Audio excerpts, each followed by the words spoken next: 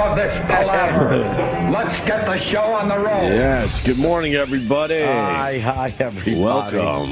How's everyone this grand morning, huh? Oh, just wonderful. Nice. What was it, 19 degrees or was it 21? I couldn't tell. It was fucking cold. I was one of those people about 2 to 3 weeks ago that was making fun of all the people that are saying enough with this winter, enough with this cold, but now it's just enough. I've had it. This is unbelievable. Every morning walking out that door and just breathing in freezing cold air. Yeah. And it just doesn't end.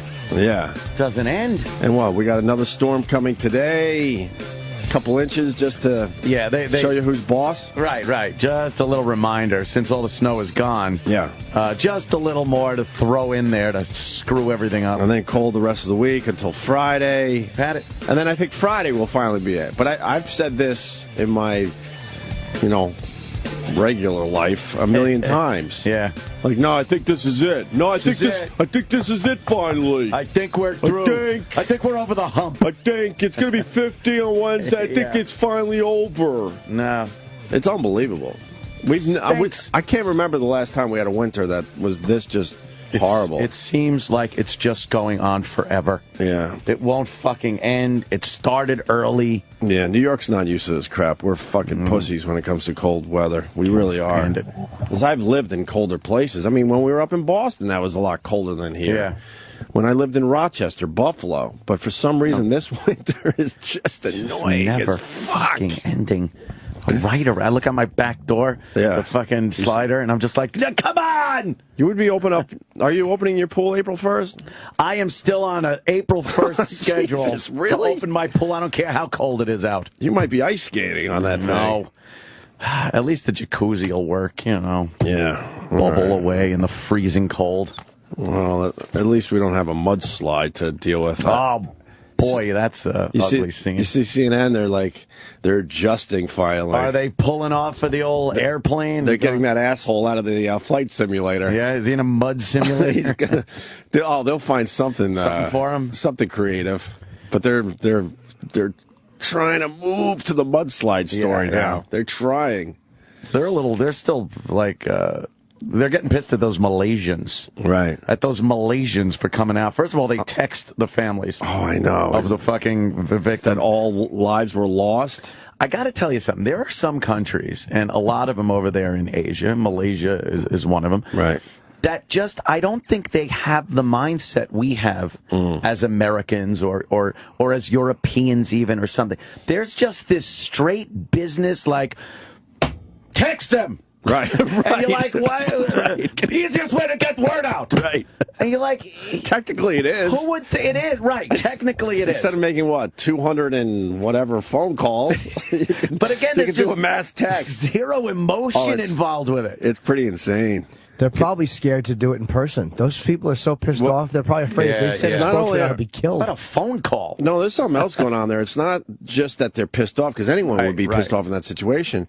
It is, even if, dare I say this, it's even more devastating because those people can only have one kid. Oh, wow, really? They've brought up that angle many times, yes. You can only have one kid. Wow. So that is it. You can't lean on maybe the other kids you've had, right. And they're now too old to, have another kid. There's things that people try to do to get through, these horrendous tragedies. But they're saying it hurts even more because of the one kid rule for a lot of these families. And then that whole fucking thing with there's no real proof yet. Right. They have some kind of satellite data and no wreckage at all. Right. No proof that the plane is in the bottom of the ocean. Right. You can make a good assumption, but to come out with such solid concrete, plane gone, people dead. Right. In a text. In a text. Wow. It's and what happened to that debris yesterday? That was a bust now? A ship went there and found nothing. Another bustaroo. Another bust. There's a huge storm going on in the search area now, so they're not searching. Yeah. But then they say no survivors. But then, one of the satellite pictures are that could be a raft, or it could be this. So there's still so much speculation. Why would you just come out and go, bah, Yeah, I don't know. There's no food or water for 3 weeks, though. You're finished. Oh no, they're done. There have been people that have survived, and on You would have to be floating right next to all the provisions all for your that good plane. shit for the plane. You would have to have an incredible luck. There are provisions in the life rafts. Right, but for how long? That's just it. You know, how many people are there? Right. How long? I think enough to have a little snack. How economical can people be with their survival? Oh yeah, okay. Goods. Okay, exactly. You've seen the cupcakes when they come through this place. Just imagine you're on the ocean now. Yeah. Those are the same people. You got to start racking some heads. Oh yeah, okay, that's gonna happen. People overboard. That's gonna happen. But there's, supposedly some things there that you could improvise. Maybe do some fishing, purify water.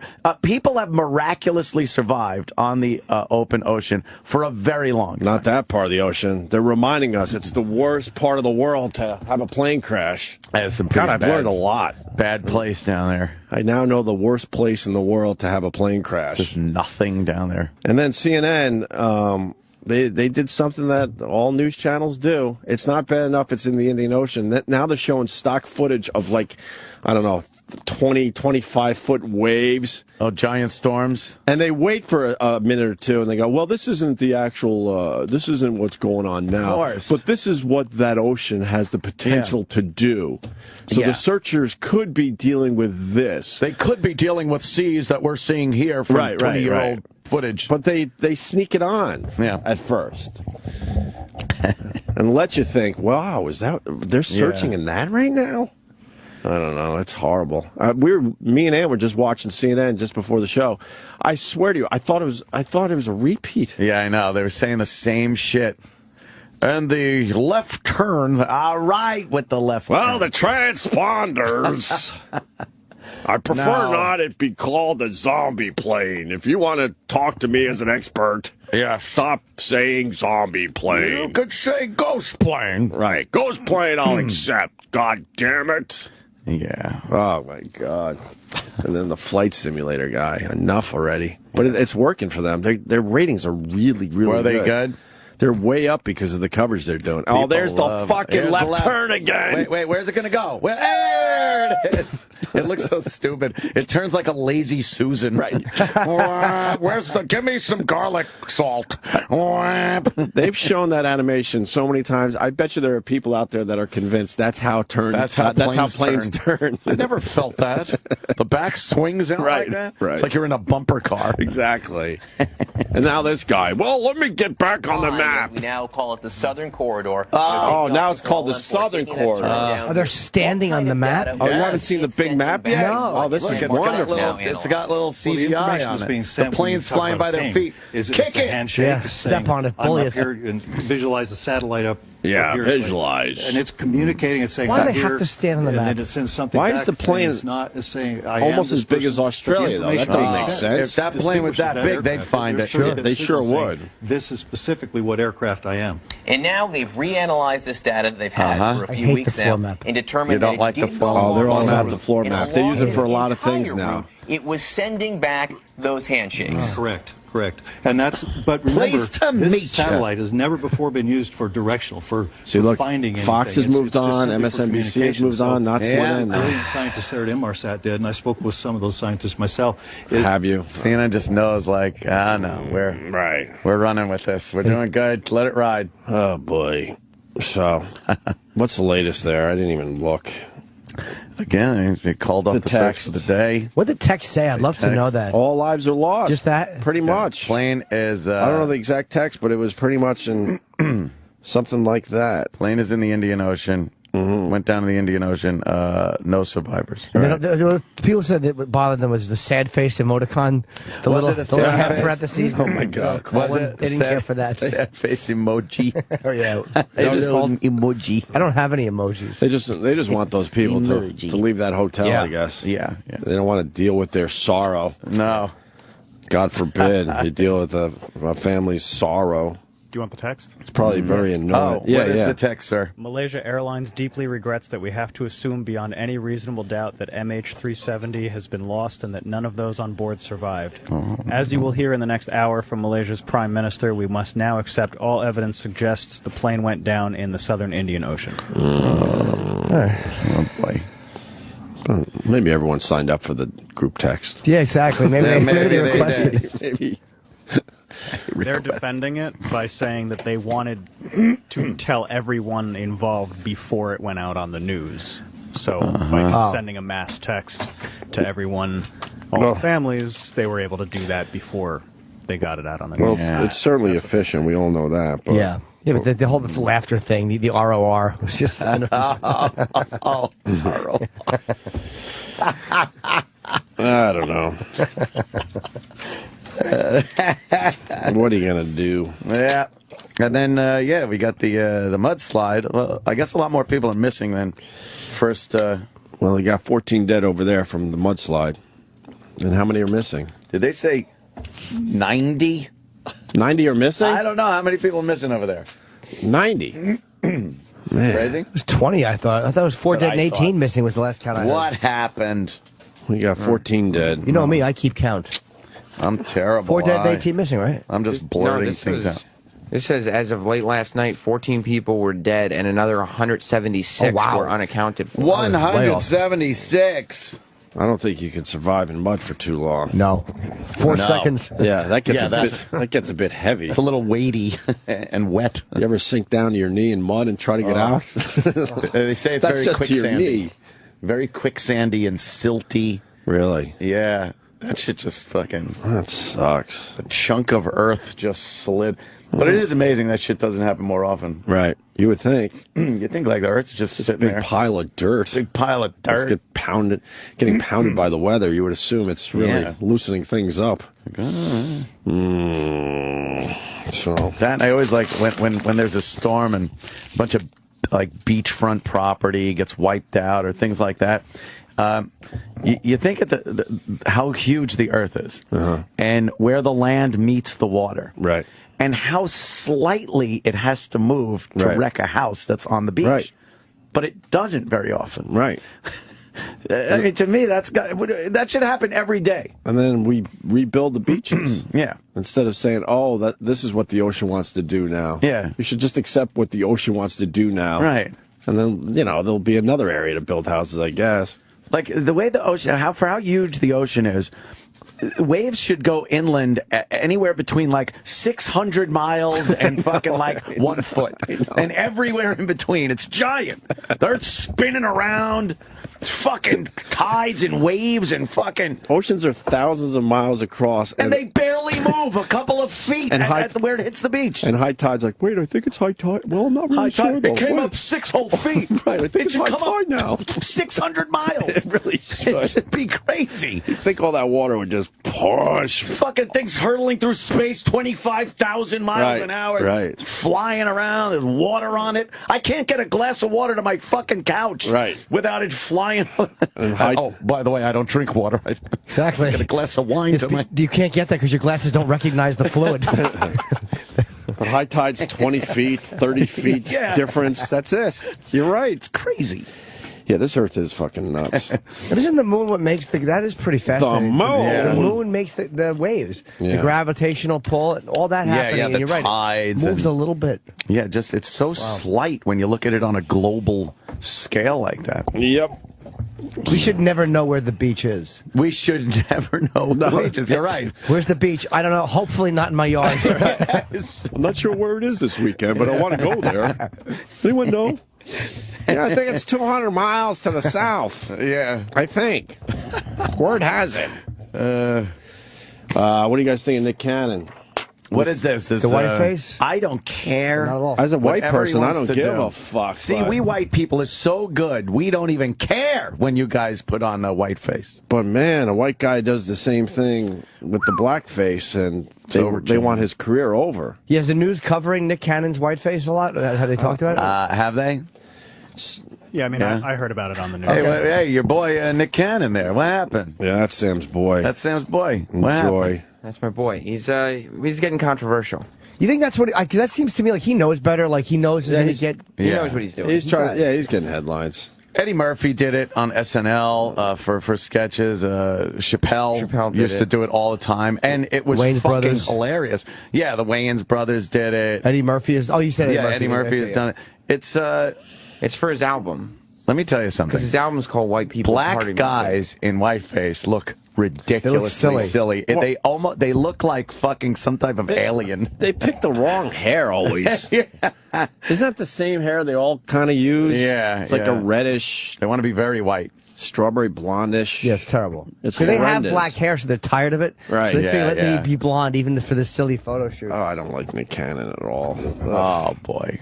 Why not? No? I don't know why. He's a nice guy. You remember when he came in here and he was fessing up to all his radio shenanigans? Yeah, he's actually a nice dude.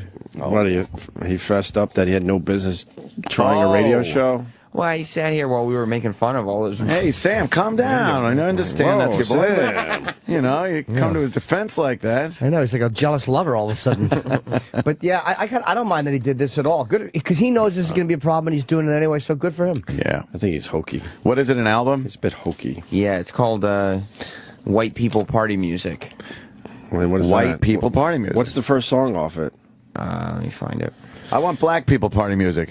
Do we have gunfire CDs? Whoa. I could just play because it seems to happen a lot.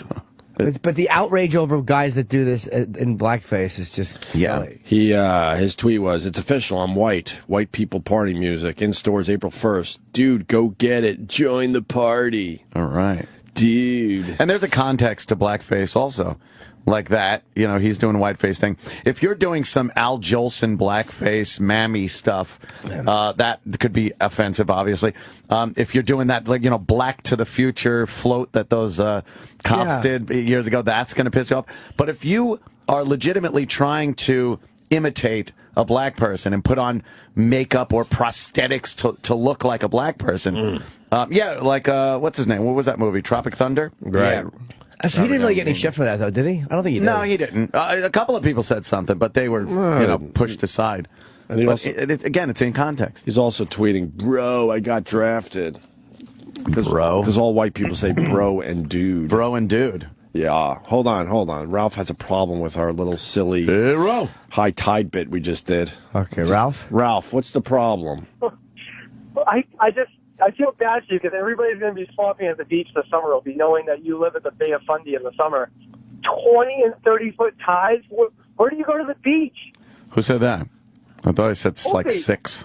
I said 20 or 30-foot tide changes, meaning between. Yeah. In a storm, it happens. What are you talking about? Those are extreme circumstances. Maybe in a storm, but not every day. Yeah. The high tide every day is like maybe 5 feet. Yeah. From low tide? Yeah, from low tide to high. From low tide to high tide, most Long Island beaches are more than 5 feet. What are you talking about? Are you talking depth or up the beach? We're talking the tide line. You're talking up the beach, like if you measure from low tide I got you. when you hit the water, and then high tide where the little seaweed line And we just threw the number out. I'm guessing the average Long Island beach is about 20, 30 feet between high tide and low tide, if I had to guess. If you give it, you got to be able to take it. We're here to give it to you. We were just talking about Yeah, no shit. Take what? You're the idiot. Take it. You're not listening. 20 to 30 feet. You're not saying it right. Don't fucking blame me. What did I say wrong? Because if you talk about a change in tide, you don't talk about how far the fucking water goes up the sand. You talk about vertical height. That's a tide change. That's how you measure. Oh my God! I'm talking as a layman. When you walk the beach, you go, "Oh, low tide was down over there, and now high tide is up 20 here." feet up so it's further. 20. Thank you, Ralph. I'm assuming go away, you mean brother. how far. Not the height of the actual wave. course You mean not. depth. Have you been hanging around with Lady Di too long? Oh my God! Are you trying to get something going? Because I'm not in the mood, you idiot. Let's say it's low tide. You know right? exactly what I was trying to say. Yeah, you're at the low tide mark. Will you listen? You might learn something, Ralph. There's two ways to look at it. If you're at low tide and you're at the low tide mark, and then high tide comes in, and you're still standing at the low tide mark, how high is the water on your body? It's probably going to be up to your neck, maybe, whereas it was at your feet. Right. So that's like a 4-foot tide wave. Probably 4 or 5 feet. But if you now look at where the low tide mark is, and then the high tide mark on the beach, it could be upwards of 20, 30 feet. And that was the whole bit, because we're talking about how much the water comes on land. Thank you. That's why the bit worked. Wasn't an amazing bit. It was a stupid throwaway. We weren't trying to discuss how deep the water gets, and then you could calculate yourself. I only talk about depth. That's me. All right, Jimmy. And he just keeps babbling. What, Ralph? We're not fucking meteorologists or oceanographic even radio institute broadcasters. workers here. Yes, we're radio broadcasters. So we're not even. So there's the 1% of people that don't realize that high tides measured in vertical feet. No. How many times have you said that at a party and then realized you were talking to yourself? Like, how many people have walked away politely at a party while you said There's got to be a marine biologist about our bit. We're talking in layman terms. Right. When you walk at a beach, you see where the low tide line is and the high tide line is. Sea was angry that day, my friends. Thanks, Ralph. Loser. Go away, loser. Good old man trying to send back soup at the deli. Jerry on Long Island. Jerry. Yes. What's up? Hey. What's up, guys? You are kind of wrong about the high tide thing. Come on. It's endless with these idiots. I've been living on this island all my life, dude. The most you're going to get on a normal high tide cycle is maybe 8 feet. That's it. Yeah. And then Jimmy said that the moon makes the waves. Wait, 8 feet? 8 feet from like, what to what? From your low water to your high water mark. That's not how you measure tide. Are we talking about? It's exactly how you measure tide. He actually means on the beach line. On the beach line? I've literally seen low tide and high tide on Long Island upwards of 30 feet. Thank you. Longer. No chance. Maybe during a hurricane or something. Oh, my God. No. I don't have eyes? Again, are you talking the low tide mark on the beach and then the high tide mark on the beach, not water depth? We're talking the seaweed. It goes from here to here. How many feet is that? I have walked out 30 feet with fucking horseshoe crabs and rocks and seaweed. But this idiot's saying it's only 8 feet. Is it only 8 feet everywhere? No, you have to measure the depth of the water. We just went through this. We understand, but oh my God, I'm going home. For our stupid bit, it was where the water is at low tide and high tide, and that's why it made sense. Because then Ant's saying that distance should be way the fuck more, right? Thousands of feet or whatever the fuck. Yeah, exactly. But that's why the stupid, silly throwaway bit worked. But what are you saying, sir? We're not having a marine biology discussion right now. All I'm saying is that Jimmy did say that the moon creates the waves. The moon doesn't create the waves. The waves are created by the bottom of the contour of the ocean going up. The water's forced up, and that's how you get waves. But hold on, what is the gravitational? Hold on, the gravitational pull between the moon and the Earth does have something to do with the waves. No, it does not. The waves are created by the contour of the bottom. All right, let me ask you this, marine biologist. So when we have a full moon, why does the water come up a little more? Because the moon is so big, it creates that draw that's so drastic one way or the other. You're talking about, first of all, you're talking about beach waves, sir. When energy comes to the beach in the wave, then you're going to get, in the shallows, the wave forms the curl, and then you get your beach wave. We're talking about waves in the middle of the ocean. Those are also created by contours on the bottom of the ocean. When you have elevation of 100 feet raised at the bottom of the ocean floor, that water's got to go somewhere. It's created by a few things. That's one of them. But there's also wind. It's got nothing to do with the moon. Wind makes waves. You don't think tidal fluctuation makes the water move in waves? I'm talking about the wave height. The wave height has nothing to do with the moon. The moon creates the tides going in and going out. The waves are not created by the moon. No, that's not true, sir. The sun and the moon, there is something. It's not true. It's so true. No, it's not. The gravitational pull, I'm reading it right now. The gravitational pull of the moon and the sun on the Earth's oceans is the major force involved in the creation of tides. It is. Tides. You said tides. I'm talking about waves. Tides, baby. Tides. Waves, baby. You said. What's the difference between tides and waves? Tides is the movement of water from one area to the other. A wave. Oh my God! I'm talking about the water moving, sir. That's what we're talking about. How did we get here? Hold on a minute. Hold on. Ken wants in on this discussion very badly. Hold on. Ken and Mission, go ahead. Hey, Ralphie. I'm going to do Trixie tonight if you don't shut the fuck up. Well, Ralphie's gone, so that's a bust. Oops. It's Jerry. Why would Ralph care if he does Trixie? I don't know. Wrong references. It's like that. That's Ed Norton's. Jerry. Yeah. What the fuck? Alice. It's too early for this shit. I love you. I like Dan's bit. We were going with the bit where the oceans are so fucking enormous that it's ridiculous that tide doesn't move the water a lot more. A lot further. So then our reference point was about 20 or 30 feet between low tide and high tide. The watermark, not the depth. Controversy. And that's why Ant's bit worked. It wouldn't work the other way. No, it wouldn't have worked. But Jimmy did say. Oh, no, Jimmy I'm reading right now. The what? waves on the beach. You're correct. They're caused by the contact with the bottom of the ocean. But you can't say that the fucking water doesn't move because of the moon. It does. We actually got a guy calling. Hold on. We got a guy actually calling from the ocean. Hold on a minute. Oh, wow. Sean, go ahead. He's on a wing. Yeah, I'm Sean. These two guys are cunts. No, he's talking to the caller. I'm 6 miles off the beach on a boat, and I have waves, and yes, they are affected by the bottom of the ocean, but it's wind, the exchange of heat that creates waves. All kinds of, right, factors. Yeah, I'm going with the guy that's on the ocean. I think he knows more than textbook of Jerry. Mm-hmm. Unless he's only on the ocean because he doesn't know what he's doing in a boat and he can't get back to shore. Right. Maybe he's stranded. He's stranded out there.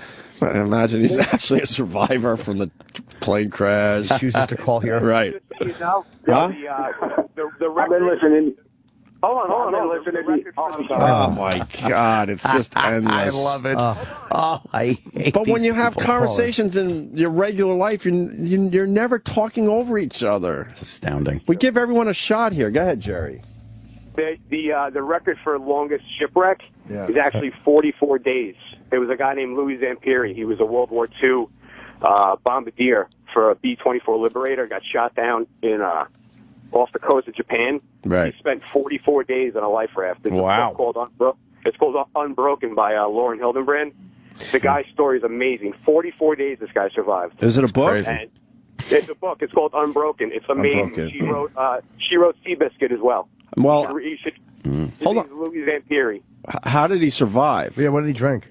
He drank like his own piss. Yeah, but He made hold on. Yummy. I like breaking this shit apart. We heard recently that you can only drink your piss of what was it for a couple days, and Couple of times, yeah. a couple times or whatever, and then Just that becomes doesn't work. really That's just a pissy. fetish. Yeah. Unless you're replacing your pee with new water, and you're saying he was able to. Yeah, he was collecting it like in the raft that he was in. Oh, rain. And then the raft started to the paint. Right. That was painted. The raft started to give off like this yellow dye. Then he had to fight off sharks. Birds would land on his raft, and he would grab the birds and snap their necks and eat them raw. Oh, nice. He finally got caught by these Japanese guys in some trawler off of what the hell is that island where the Death March started, the Bataan Death March. Yeah. This guy spent another 2 years in a POW camp. He was an Olympic medalist at the Berlin Games in 39. He met Hitler and then he went to fight the war. It's a really amazing. I mean, it's a true story. The guy is an American hero. Shipwrecked and then taken by the Japanese. That stinks. That really sucks. It's the odds. They got to pick me up. Spent 2 weeks. 2 years in a POW camp. They were injecting him with all these crazy diseases to see what it would do to him. If you Google him, his name's Louis Zampieri. He had the world record mile in the 39 Olympics. But what this guy went through to survive. Right.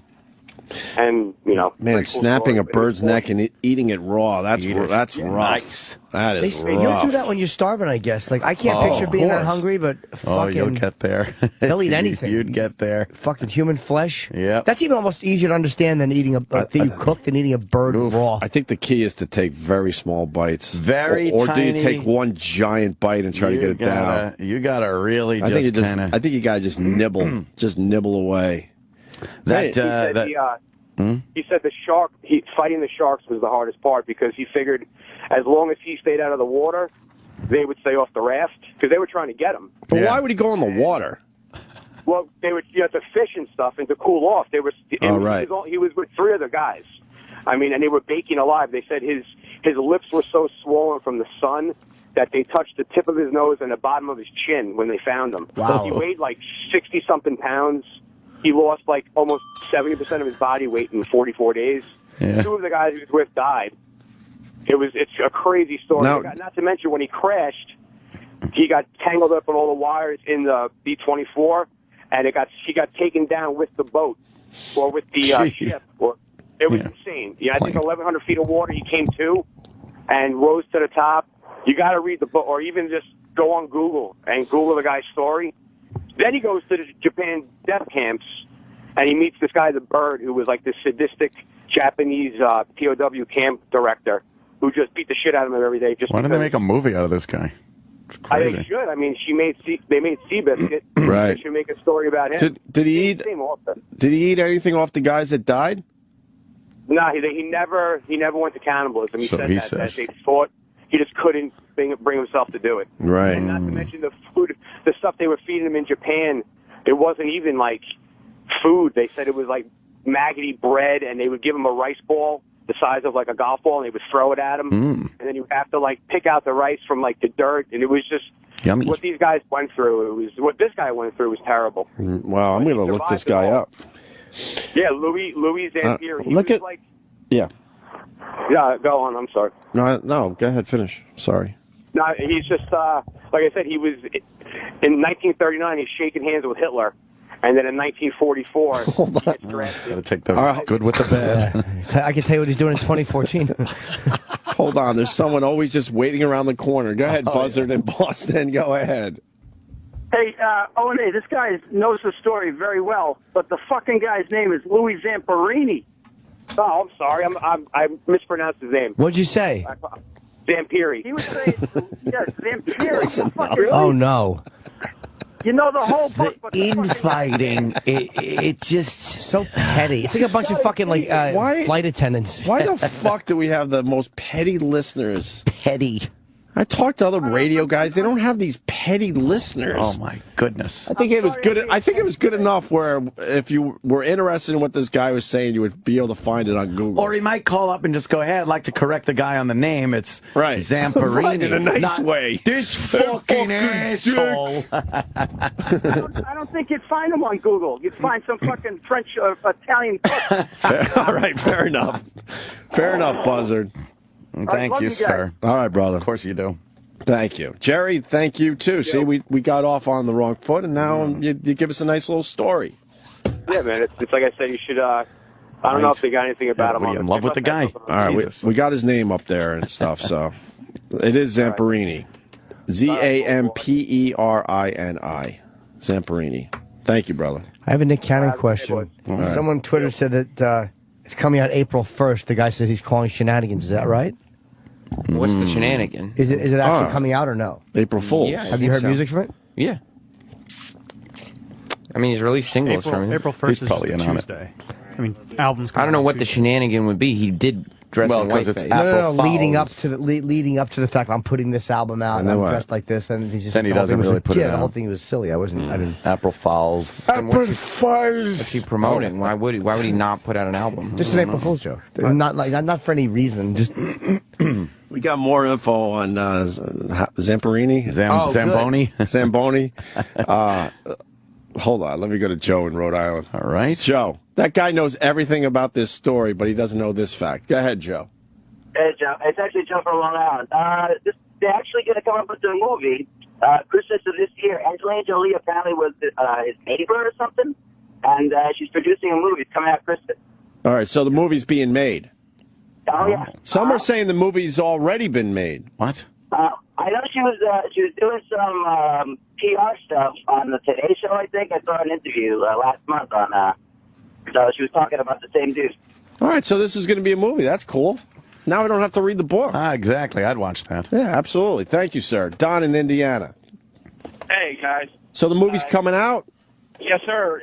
IMDb it. Right. It's I can't remember the name of it. It's called, whatever the title of the book is, that's the name of the damn movie. I can't remember what the name of the book is right now, but that. All right. It's definitely coming out. Angelina Jolie. There's a big old preview about it. It's very, very good. Unbroken? Yeah, Unbroken, exactly. Thank you. Oh my God, that's awesome! I can't wait to see that. I don't know. Did he? I don't know. Did he die? Is he still alive? He's a World War II veteran. He's probably aren't they all dead or no? There's a picture of him. Oh, no, World War I vets. I'm sorry. There's a picture with him with Angelina Jolie. He's 97 years old. Oh, he's alive. Okay, cool. He lives in Olean, New York. Olean, isn't that? I think that's up near Buffalo, right? No, it's not. I don't know. I'm gonna say I don't know. I was just totally guessing there. Olean, New York. Is that where they make that fucking product? Is it Olean? Olean, yes. I wonder if what's that product that they make that makes you shit? have a leaky asshole? Ah, some seepage. Oh, okay. Remember when I was just talking about pettiness? Yeah. Okay. Jim in Cleveland. Jim. Hey, Doug's got to get his facts straight. There was no 1939 Olympics. So it was either 38 or 36. Okay, thank you. All right, thanks. Fucking asshole. Thank you. What an asshole.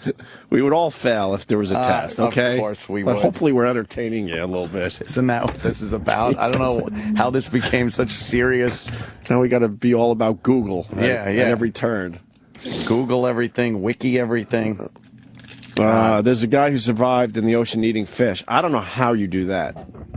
I don't know how the fuck you catch fish if you're in a life raft. I have no idea. How dumb are fish that they see your hand and they just swim up and let you cup them? I don't know how you do that. How would you catch a fish?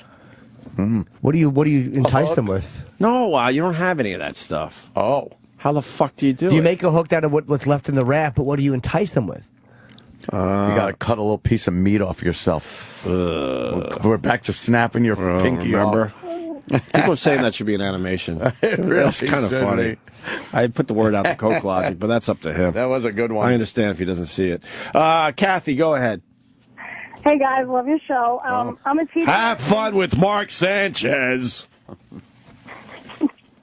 I'm a She teacher doesn't in even Jersey. know. The Eagles might get Mark Sanchez. And we have Vic. Weird. Okay. I get it. Sorry. Yeah, go ahead. Sorry. No, I used to show my students, this is a show called Human Body Pushing the Limits from Discovery Channel, and the one episode was Brain Power. And they interviewed a guy who was stranded on the ocean. I don't know how he caught the fish. I don't know if he did his pinky off or whatever. But he was saying that he started to crave odd parts of the fish, like eyeballs and even like the thin little bones, because that was what nutrients his body needed to survive. So it's all about how your brain overpowers your other senses in order. The old survival thing kicks in, and your body knows what it needs. I just need to know how you catch a fish in the middle of the ocean when you're on just a raft. How do you do that? How do you make the hook? Where's the line come from? What happened? Our ancestors would be able to tell us. Yeah. All right. It wasn't about, Thank you, Kath. school or anything. Yeah. Thank you. We have another correction we have to get to. John in Pennsylvania. John. Guys. Yes. Olean, New York, not Olean. Olean. Olean. I actually know that. Now that you say it that way. Olean. Just south of Geneseo. All right. It is, right? It's in that area somewhere? South of it in Pennsylvania. Oh, it's in Pennsylvania. No, it's in New York. Now I can correct you. Wait a minute. No, I'm south in Pennsylvania. Oh. Olean is in New York. But I don't care where you are. I want to know where Olean Olean is. Olean, south of Geneseo. I'm never visiting you. Who cares? Yeah, really. All right, John. Thank you. Oh, my God. What a chore this morning has been to start off here. It's like this every day. All you have to do is go on Twitter once. Yeah. And see the pettiness that's all around us. Pettiness. We're surrounded by pettiness. We got our food. Yes, we do. So we'll go back to the Nick Cannon thing, Sam, after the break. Okay. I also heard Marion call the pre-show. Yeah, she broke down. All right, maybe you can tell us what that's all about after the break. Yeah. And I also want to ask Jimmy if this bothers him. Oh, boy. Oh, yeah, I'm getting shit on Twitter now about my tweet last night. Yeah. Oh, you tweeted about this. Don't say anything else. We'll talk about that as well. $80 worth of Jaeger shots. Who hasn't done the Jaeger shots? Oh, boy. Sets fire to bar and then punches old man in the face. I don't even need to know the rest of the story. That's all. Jägermeister. I remember how evil that was. Fucking Jaeger. It gave you a different buzz, I felt.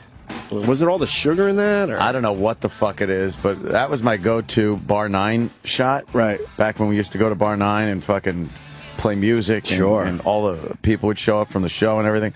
And I don't think I've ever been more fucked up than I was on Jaeger at Bar 9 once. Joe Curry had to literally push me up the stairs from the bathroom that was downstairs. Yeah. Like, I couldn't even function. Oh, it was terrible. I was puking a black Jägermeister. That looks scary. What's in the Jaeger? Oh, no. It seems to give you a bit of a different buzz. I don't know. Yeah. Is that possible? Or are you just more buzzed because of the alcohol content? I don't know. Or is it mixing the sugars and everything else that's in there? Anyone? I don't know. I don't know. I'm not even going to hazard a guess because I don't want to. I know I'm too get chewed apart on the phone. No, it's not that, asshole. It's got deer blood in it. Did you actually say it's because of the sugars? What an idiot! I don't know. No problem saying I don't know. Some of the stuff I think about in my head, I just throw out there. I don't know. Toss it out. Maybe I'll learn something today. Right. Maybe not. Whatever. That's the guy, huh? God, we've all seen that guy a million times. He looks like a problem. Well, yeah. Why did he do all this? Jaeger. Let's see. Sports bar Friday, drank 10 shots. He then lit a fire in a bathroom. He's at the sports bar. It's Friday. Thank you. He then lit a fire in the bathroom and tried to leave without paying. He also punched 2 customers in the face who tried to stop him. What a jerk off. This guy rules. He is a jerk off, but something funny about that. That Jaeger will do you. Whenever a guy does that many things in a wrong in a row, that's what's funny. Right. Yeah. It's like, wouldn't one of those things be bad enough? Yeah. Oh, yes. Oh, wait, what? It says the police believe that he set the fire to create a diversion so he could leave without paying for his drinks. That's smart. There you go. All right. At least he's thinking. A diversion. At least he's thinking. Wow, we had some base jumping. Was that overnight or is that an older story? And the video finally was released. That has to be older because they busted that kid last week. The security there is probably It was last year. It was, right? Yeah. Because I think it was in the paper with the new one, with the kid. A 6-year-old kid got all the way to the top and was climbing on the antenna of the new, what is it called? The Freedom Tower? The Freedom Tower, right, One World Trade. Yeah. They, but he got through all sorts of security. No security. And one guy was sleeping. Asleep. I was like, I would love to see a picture of this guy because I've seen it. I've seen the sleepy security guards. Oh, boy. Maybe someone gave him a chair to sit on. Oh, boy. You give them a chair, they sit down, they fall asleep. You Right. can rob shit right around them. Well, that kid got through everybody. Had a hard hat on and everything. He had a hard hat? Got all the way to the top, and then supposedly he was climbing around the antenna, I think. Yeah. And then they finally got him a couple hours later, I guess. That base jump is, I didn't know it was at night. Holy fuck. Yeah. It's creepy. During the day would scare me more, though. Yeah? I think so, because you could see how far you are either way, but you have so much more detail to see on the way down. Right. Where's the video? Are we putting it up on our stuff? That's cool as fuck, man. Yeah, we'll have it up on O&A Show on Twitter. Okay. They are way the fuck up there. That's a ballsy thing to do. Base jump off of that building at night. They're walking. That's horrifying. You just think of those poor fucking people that had to jump. That's exactly what you think. And that's what you're thinking. Right. Yeah. They had to. That's what they saw. With no fucking parachute. No chance. Ugh. Petrifying. Oh, man, you're right at the edge there.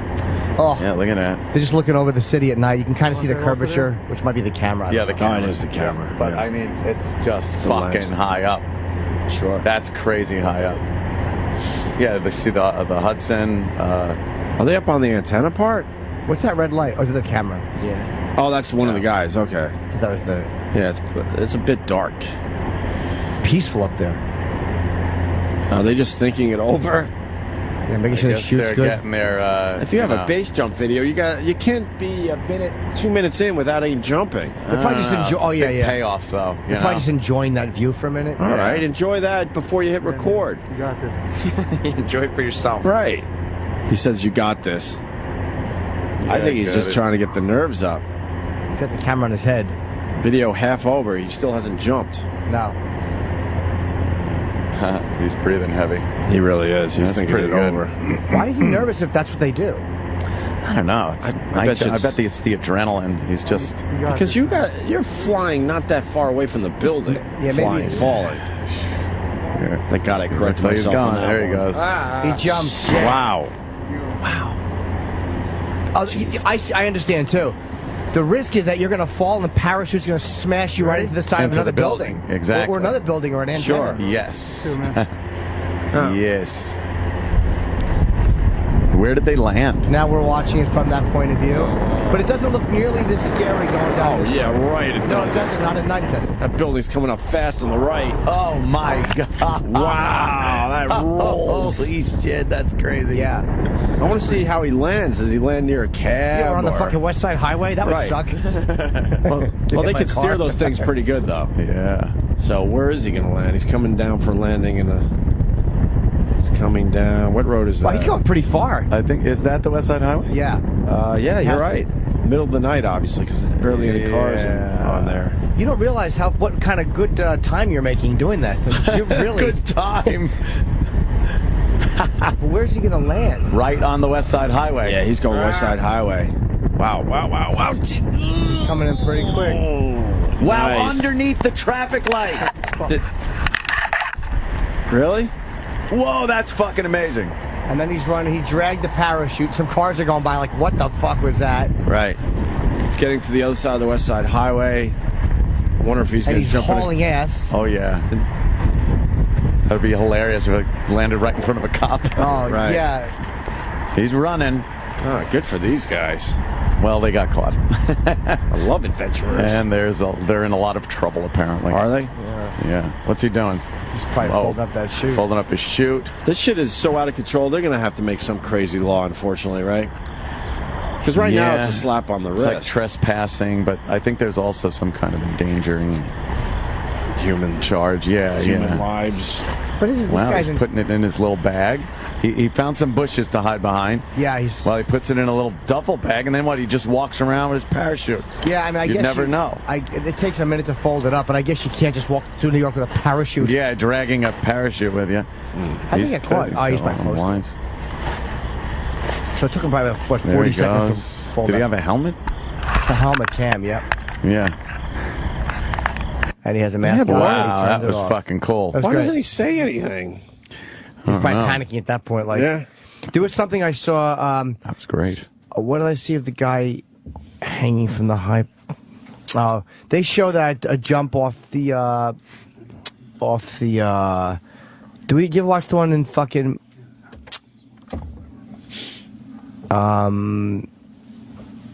Where is it? Just gonna leave you. Yeah, I don't know. I have no idea. You haven't given us anything yet. No. I'm trying to help you about it. It'll come to you. No, the tower, the Burj Tower. Oh, when they base jumped off that, Uh-huh. they allowed the building allowed it though, but they had them out on a crane. Whoa, hanging. So they were far enough away from the building. But it's a lot higher. That's double the height that this guy just jumped. I've never seen that. Yeah. You see the new video? I think it's those Russian kids. We've played a lot of their videos. Yeah. Did you see the new one with the skateboard? No. No way.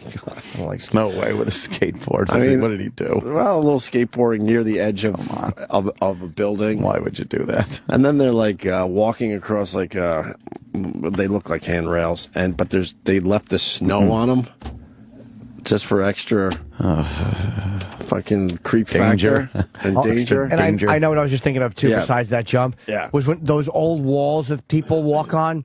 That walkway that was built for a king, like in Spain. It's only like 350 feet in the air, or 330, but it's really go to like the crumbling wall in Spain that daredevils go to it now. It goes like around the side of a cliff almost. Oh man, and it's falling apart. It's like Oh, I know what you're Why talking would you about. do that? It's a walkway right up against the mountain. Yes. Yeah, and it's only like 3 feet wide. tops. Yeah. But I mean, it's missing like a whole like. I saw that Yeah, that video. was really fucking video. frightening. Yeah. I'm trying to think where that video was. I'll tell you. You would know it when you see it. Not China's Great Wall. No. of What course did you not. what did you put in there? Spain crumbling wall, walkway. Try walkway too. Oh, is it in Spain? I believe so. Maybe take out Spain. I could be wrong. Oh fuck! What? Yeah, I saw that video. God damn the thought of me. I don't know. Well, we didn't know we were going to talk about this today. No, I know, If but someone knows what we're talking about, send us a link, please. Is it in China? I don't think so. In China, no. I think it's maybe though. It's like a glass walkway around a mountain. No. It's not glass. Oh, No. okay, sorry. They have a No, glass this is- walkway. Yeah, I'm looking at a You story. can lay under it for a certain amount of money. Fucking. There's a glass walkway on the side of a mountain in China. Let me take this Oh, call I'll while look we at figure this. shit out. That's Tiananmen Mountain. Yeah, right. Birdman. What's happening? Hey, buddy. Hey, listen, the Jägermeister's made with artichoke extract. Oh yeah. Yeah. And that's what gets you fucked up. I'm a professional. But that's what gets you fucked up. Yeah, it's like, Anthony, you would know what this is. Aperitivo, like the Amato and stuff that serve at the Italian restaurant. How do I know that? Because you're Italian. You're a racist, Because sir. you're drunk like me. No, it's an Italian liqueur. It's called Amato or something like that. I don't drink any of that fucking shit. Yeah, liqueur. Yeah. Come. Galliano, yeah. He drinks. Do you enjoy a good port? No. Is it port? That really heavy, syrupy, winey crap? Yeah. One of our old bosses would take us out to Patsy's over there on 56, and he would sit there and enjoy a port at the end of his meal. I like a good Chianti. I tried it. It was brutal. What is it? The bottom of the barrel crap or something? They let it sit there for a while? It's probably mixed with loads. Somebody's fucking... Jeez, dude. Birdman. All right, goodbye. Birdman never disappoints. Later, dude. What was the Seinfeld reference? I found it. Oh. What was the Seinfeld reference? The chair. The guard falling asleep in the chair. Oh, but that seems pretty... Yeah. I wasn't trying to fool anyone. I was just doing one. Yeah. El Camino de... Or just Google old walkway around cliff. Wow. Yeah. Yeah, this thing... It's falling up. It's really... When you do this... Did you find it? No. No, it's way on the top of the side of a mountain. I think that's it right there. Jeez. Yeah. And it's one of those things where it won't, on the radio it won't play, but you should just look this up. And it's, I guess, it was built 100 years ago for the king to walk around. Well, we put all this up on our Rock? Facebook page, so Yeah. go to O&A Show on Facebook. We'll have Wow, this that's up. crazy. Yeah, but it's a really cool thing. Like, I would love to do that if it was actually built fucking 10 years ago. I don't like this dumb music either. It's like fucking, It's very Euro trashy. Yeah, it really is. Yeah, this is like, See, it starts off easy. Look, a little cement. I was actually nice. watching, I could do this part, I could do this part. Yep. Oh, I can do this. All right. The steps are a little old, but I can do Yeah, it. crumbling. No problem. I thought how much it would suck to be stuck in the, you could turn the... Man, that Yeah, music this is is the guy really bad. Yeah, these are in terrible Steps shape. are in. I can still do this. Yeah. Look, There's a little right in. There's a come wire on. to hold on to, by the way, on the wall, so you can hold on to a little wire. Just Or on connect the something if you. Oh, a couple Yes. holes that go straight down to nothing, but you can walk. Okay, now. Now I'm not I'm out going. already. I'm out already. There's no fucking way. You're on the side of a cliff, and then there's like a 4 or That 5 could foot just- gap. That could just crack that right you have under to you. jump. You have to jump across that. Look at these walking on the outside there. How come in other countries they allow people to do this? Well, here's what I heard the rules are with this thing. You have to be 12 years old and up and not afraid of heights. That's the it, rules. huh? That's it. They don't overly regulate it. You could connect to that wire though. How many people fall off and die? I don't know. I didn't see anything about I that. think a couple of. All right, now we're back to I can do that. That's easy. I can do this whole next part. I could do this. Oh, walk up these stairs, no It's problem. like a video game. Yeah. Right. Where you got to jump and wall run. All right, now we got another sharp. I can do this. How This are they is trusting easy. any of this? Yeah. I'm so This afraid dummy. of heights. I'd push this guy out of the way. But look how cool. Oh my God, he goes around. He just goes around him. Go around him. Wow. This is stupid. Yeah, I would just kind All of. right, I could do this. You go up the stairs, nice. If I was the king, I would have killed everyone that Okay. made this. Like, you Look- want me to walk on this? Look, Out of here. that's a I'm king. 12-foot gap. He's walking on. He's walking on the pole. on the pole. And by the way, It there looks was all cracked. There was Right. a handrail that went around it. There was this is modern, but there was an old handrail that went around for the king to hold on to. It's probably nice. King. Dummy. I would be losing my mind. Yeah, you're way up there. Yeah, no way. But it looks fun to do if it was in good shape. How cool is that? All Oh the way around the my mountain. I don't god. know if it's fun. I think you do it to say, yeah, I did it. No, if it was new though. I mean, if it was brand new. Right. That just looks like it would crack under you and you fall Sure. down and perish. Someone must die doing this. I would love to know how many people die. There have been several. There have been. They Several. closed it in 2000 after 2 people died within 2 years. Yeah, there you go. 2000? Yeah. So how old is this video that we're watching? I don't It's a GoPro type video. Oh, This no, is new. I don't know. They're probably doing it illegally now. Yeah, they're not going to have a guy just making sure you don't do it. But look at the way article the guy I'm walk. reading- Just look at how fast these guys are walking. These guys are crazy. Like the one guy, you're watching a guy walk right now, and he's strapped in on a Got the wire. safety line, yeah. Yeah, and this guy just walked around and doing 40 miles an hour. This guy walks quick. Well, if you're attached to the safety line, it's not as bad. dude, but I would you still would be still be paralyzed. scared. Yeah, of course. Oh, there's so many gaps you have to walk. And the gaps, there's an outside, what would you say, how would you describe that? You're better. Pipe. An outside pipe, which would be the edge of the concrete, but the concrete's gone, so it's just the outside Yeah. pipe you have to walk along for like 10 feet at a time sometimes. Why did they make this? Just probably the king wanted to just take a stroll around or whatever. A stroll? Maybe it was just something to do. Was it like it's probably a What about- shortcut? And they didn't have the safety wires right. or whatever, so... Oh, there's a hole that just drops down to nothingness. wouldn't What's walk on keeping that the sand? rest from just busting and crumbling under them? I don't know. You're right. Nothing. It's probably a shortcut. I'm thinking it's a fucking You think you could tourist jump attraction. up and down real hard on that? Oh, hell yeah. In certain parts, you'd probably be okay. It depends on who you are. If you were a certain guy that works for our show, I'd say no. Do you want to know why they made it? Why? Because in 1901 it became apparent that workers at the hydroelectric power plants in Churro Falls and some other falls needed a means to cross between the falls to provide for transport of materials and inspection and maintenance of the channel. So they built this. So they were actually using this as a work thing. Look at this. There's nothing. This gap there. It's just the metal structure underneath, but all the... I would just crawl on my stomach. God, no way. Oh, this is being used for the because there's one part where they walk over, and it's like a giant hydroelectric, one of those giant cylinders. Yes. Wait, So so that's you're one part of walking that. shit over with this? Yeah, apparently goods? you're like... Well, you got a little hand truck. Yeah, but they had a fucking handrail on the outside too, though. So this was probably very safe. I don't see any rebar in that cement either. Oh, man, this is bad. What's big rebar? chunks The of the stuff that cement. crosses- Yeah, reinforcement, so it just holds it together. This is just crumbly. It was probably safe 100 years ago when it was brand new. But how is it attached to the mountain? It's probably got some good Guinea cement workers working on this shit. You could see a part where there's like giant pipes going There through the are side pipes, of them. okay. Yeah, you could see it. One part where it's really gutted. Imagine it was your job to build this. Right here, look at this. They See can't. how- It's Where you radio, go but that's there? an amazing gap. It's, Yeah, sorry, that's- guys. You're looking at 8 to 10 feet of And he- nothingness, and he's got to walk on the Fucking pipe. tiny little I-beam thing. Looks like Guy a has train good track. balance. I would never do that. No. And in high school, I was voted boy least likely to lose his balance. Oh, wow. Metaphorically. Metaphorically, not.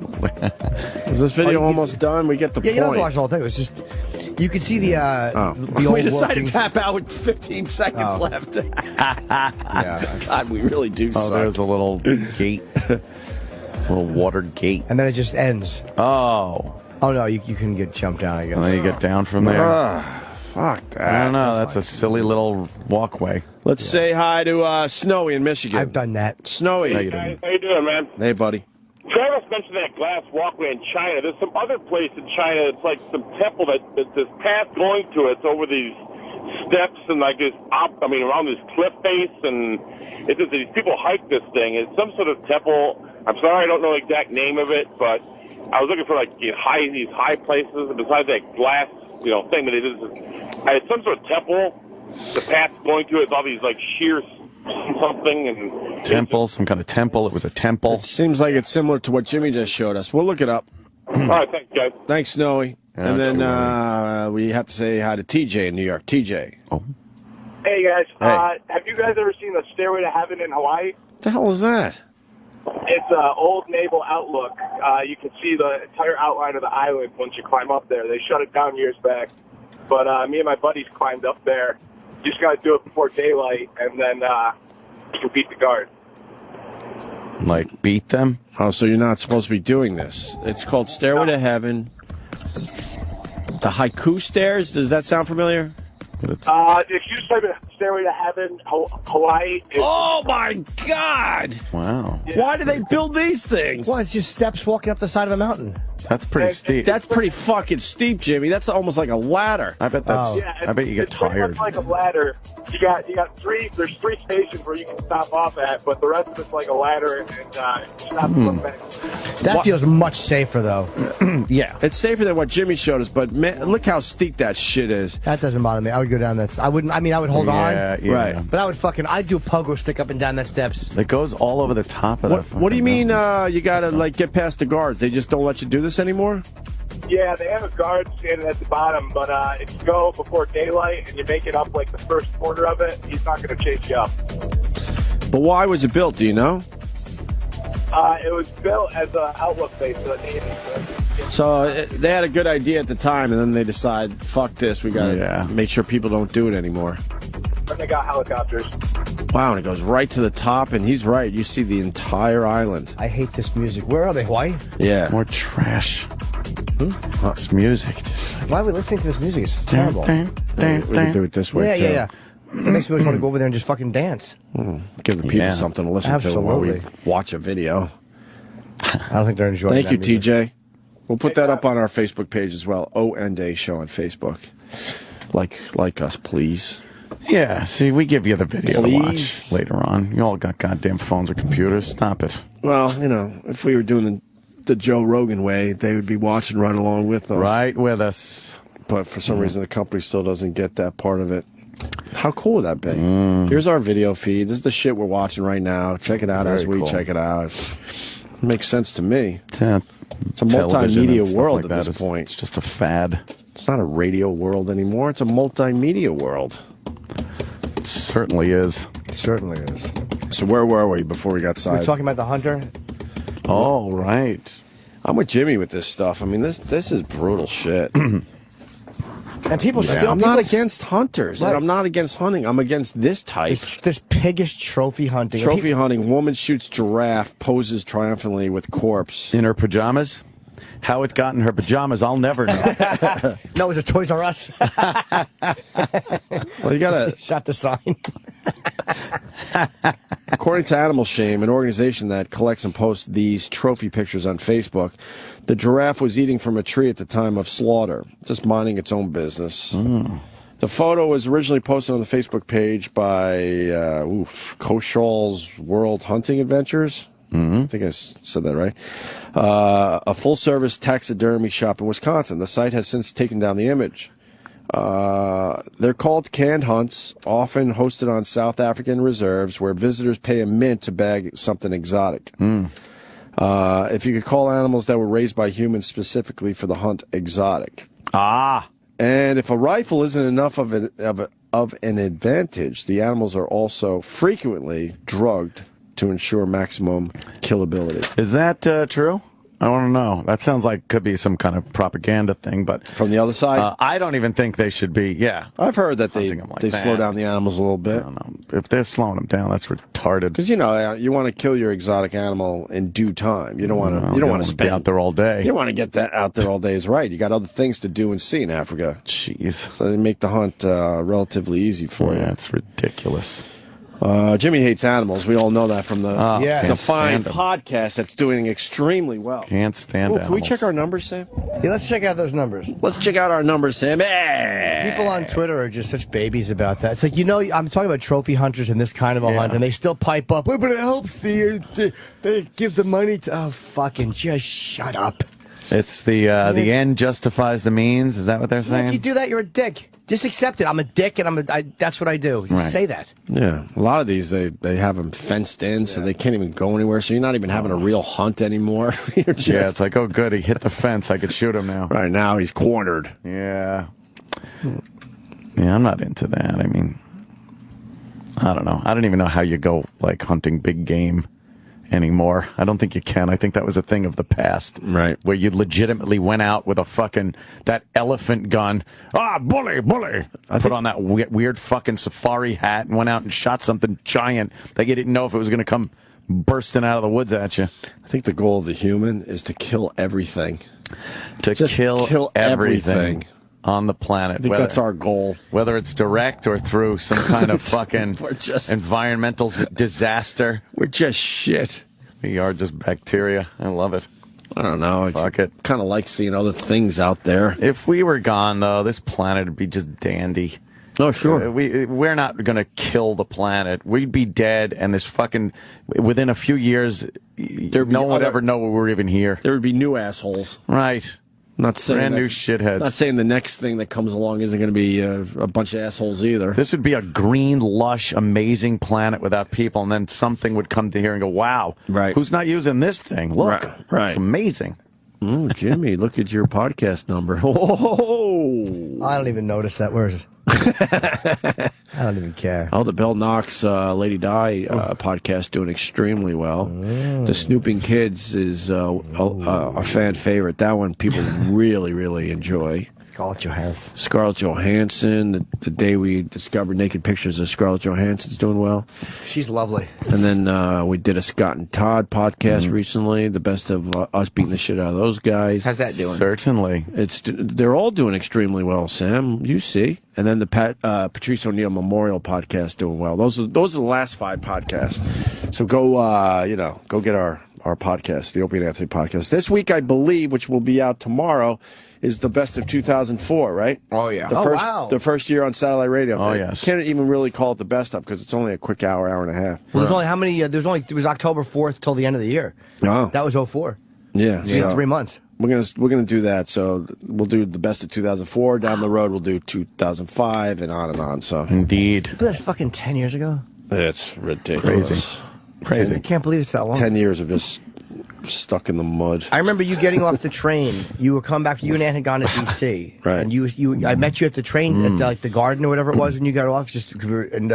I was still living at my old place, and you were like, "Yeah, man, we're gonna go to mornings." Yeah, we made love, and I had the sailor outfit on, and you dressed like the girl. We did the famous picture. Yes. It was, but no, you're like, "Yeah, we're going to mornings, man." I'm like, "Fuck!" I was so bummed out at that time. Right. Oh, yeah. I didn't want to go to mornings. I was like, "We should stay in the afternoons." Yeah, I was we got to go to mornings. too. Yep. Yeah, I was like, how am I now going to you guys do radio without beer? And now you guys want to stay in mornings, and I know. want to go to afternoons. Yeah, it's not even want to stay in more. I hate getting up, dude. I hate it. I just think it's better for us. But I hate the waking up. Who knows? I don't enjoy it. Fuck knows. Let's say hi to John in Michigan. Hi, yeah. Hey, boys. What's up, John? Yeah, I just wanted to say, I think hunters that say they do it for the meat, I don't think they're just using that as an excuse, because once they take the meat, they still put the head or the antlers up on their wall. Well, yeah. There's a lot of guys that are into the trophy and all that. I get it. But there's also, we're trying to figure out how many of a particular animal we have to, kill. People enjoy hunting, and, if they're getting meat out of it, it doesn't mean they're not enjoying hunting also. That's, I'm not for shutting down hunting, trust me. But this over-the-top trophy hunting, everyone has their line with everything. Yeah. That's mine. I think it's fucking gluttonous and disgusting. Yeah, I do too. It's good words to put it. Disgusting and gluttonous. Thank you, John. I agree. All right. Thanks. But then people will go, they put money into the reserve. Oh, fuck you and fuck them. They're just putting money in. So if I donate money to women's causes, it's okay if I fucking sexually assault? Because, in the end, I put money in, so I guess I can grab a few tits. You bring up a good point, Jim. Maybe that's maybe we're going to have allowed. to sacrifice one every once in a while. Let's say hi to Dr. J. Dr. J, God. What's up, buddy? Boys, how are you? Oh, you're wrong, not that Dr. Dr. J. J. Boo. How do you go through life being a fraud? Hey, listen, quick update on this hunting bullshit. It used to be years ago, you had to have a lot of money, fly to Africa, and kill a big game animal. I live in the Ocala area, and north of me there are a couple of towns like Brantford, and they've got hunting preserves there. They breed these animals in Florida. I believe they do it in Texas as well. You give the guy $5 to $10 grand, and they walk you through the 10,000-acre preserve, and they make it seem like you're on a real hunt. I think there's an antelope up ahead. Well, the antelope is always in the same place. They let him out of the fucking cage in the morning. So you pay $5 or $10 grand, you're in Florida, and you go out there and you shoot an antelope in the lungs, and that's like sport. Figure that out. Yeah. Makes no sense. If you want to hunt, go out in the woods with a fucking buck knife, and if you could jump on a deer and kill it, great. But I don't understand. You're in a tree stand having a hot cup of coffee. You've scattered corn throughout the year to bring the deer in. The deer is eating the corn, and you shoot him in the freaking lungs. Where's the sport? It's really annoying, and the bottom line is if hunters just said like, yeah, I like a rigged game, then just say that, but they still have to defend it like they're doing this masculine, amazing. It's nature, so shitting outdoors.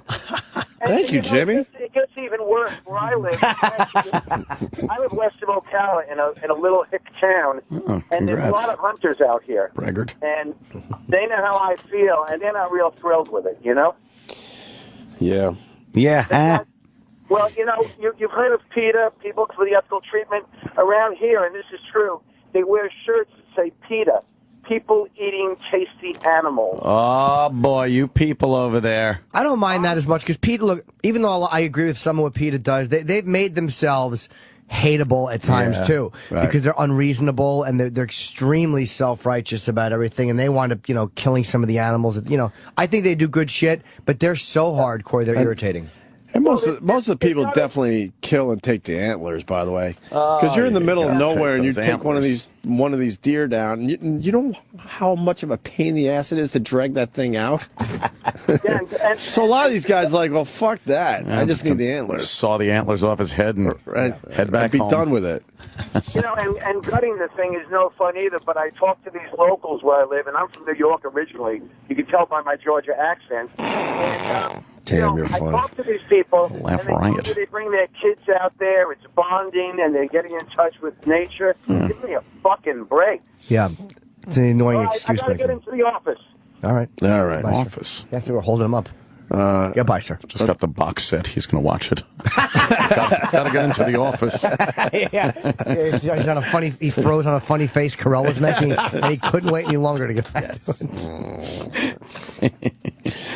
Tim in Arizona. I wish. Hey. When I worked in the northwest part of Colorado, one of the neighbors of the ranch that I worked on, this guy would put a 12-foot high fence around his property, and he baited all the deer and the elk to go in there, and he would pay, or people from Chicago. Was he a master at that? Oh, yeah, he was real notorious for this, and all the other ranches. Get it? I know. I got it. Yeah. That's okay. Go ahead. His main clientele was from Chicago. And these guys were not hunters. They just came out, and this was in the early 80s. They would pay him $2,500, $3,000. He'd put them up in a cabin and give them a map and say, okay, well, here's where they're at. And all it ended up doing is they would take the head, have it mounted, and they'd leave the meat for the rest of the people around the area. Now, I'm a hunter. I do it, and I get the meat, I take it home, I eat it. It's in my freezer, I cook it, so on and so forth. Yeah, I mean, but, these guys, they come out mainly from back east. Not your call, sir. We tapped out on you a while ago. Those are crazy, right? We were looking at the skirts walking by. What happened? Yeah. Girl, fucking. No, That's the guy's mount cute. It's really amazing. No, Tim, I understand, Jimmy. I understand your point. We're just talking about tits. He's trying to make his I fucking got it. statement on the phone. Look, we don't have to be here. If you're talking and it's going out, people are listening. Why do we have to listen? Other people, exactly. Other people are listening. Thanks, Tim. You keep I'm going. just fucking with you. We'll Thank have you. our own discussion here amongst ourselves. We can multitask. Yeah. You take care of the radio show, babbling whatever you're babbling about, and we're looking at some wonderful. Just turned around and stared. Oh, you did it right. Oh, she has big, heavy bosoms. I want to be nurtured by those. She went tight shirt today too. Mm-hmm. I would make baby noises while sucking her bosom. Would you? And she could hold my head. I would hold her titties with both hands, like on each breath. All right, now you got to be quiet. Why? Because they're walking past where it plays. Oh, sorry. Too bad the girl doesn't work here for 2 years anymore. There, not you, stupid. That's the problem when they walk down the long hall. Yeah. There's a delay, so they hear exactly what we're saying. I don't think there's a delay in the office. All right, good. Oh, yeah, yes, I think we're okay. All right, good. Let me take one more phone call on this hunting thing. Andy in Georgia. Never notice. Oh, sorry, wrong Andy. Hey, what's up, guys? Hi. I just wanted to point out just one difference. There is a lot of guys that go hunting and they'll kill like moose and elk and do actually eat the meat. To me, the people that go South Africa or preserves and kill lions, for example, or just doing it just to show off they're rich. It's just a way to show people, hey, I got plenty of money. I can drop 20 grand on a hunt. You know, it's just a way to brag. I think it's brutal. I mean, if they're not eating the meat, it's just... But there's another thing in there that it's just this weird need to kill something that is rare, or I don't know. I'm not against. Weird to I'm me. not against hunters. I just want to make sure people know that. Yeah, because it's this over the top shit that people that eat the meat, right? That killing, a moose or an elk or caribou. That they may mount the, I don't give a shit about the them. animal on the wall, but Machine gun them. Versus someone goes and kills a fucking giraffe. I mean, that's for no reason other than just to show, hey, I'm rich. I can drop 20 grand to go kill a fucking giraffe. Yeah, right. All it is. Thank you, sir. Exactly. How much does you throw a rock at its head? I'd pay $100 to do that. Just to throw a rock at the giraffe and taunt Gets it. all mad. It looks at you. Yeah. So mad. How much do you take a microphone out there and just fire out long neck insults? I'll give $200 to stand there with a mic and just humiliate it verbally. I don't even know if this is possible. But why can't they do those exotic hunts and just like tranquilizers? Get them sleepy, take your pictures, and then move on. Yeah. Is that even a possibility? I don't even know. Just tranquilize. Yeah, I think an animal being tranquilized 50 times might be a little stressful on his system. Start looking like Lindsay Lohan. I say you tranquilize the hunter. That'd be kind of cool. Yeah. Tranquilize the hunter, and then he's all fucked up and has a little harder of a time. And then you put a few of them out there at once. Right. And they'd probably be shooting each other. That could be a treat. There's a little sport. John in Jersey. John. Hey, how's it going, guys? Hey. Yeah. I'm curious. How come if you strangle an animal with your bare hands, you're a psychopath, but you shoot it with a rifle, it's a sport. Everybody, especially with the Jets signing Vic, they're giving them, a lot of shit about dogfighting. Now, how is that different than, shooting birds out of the air?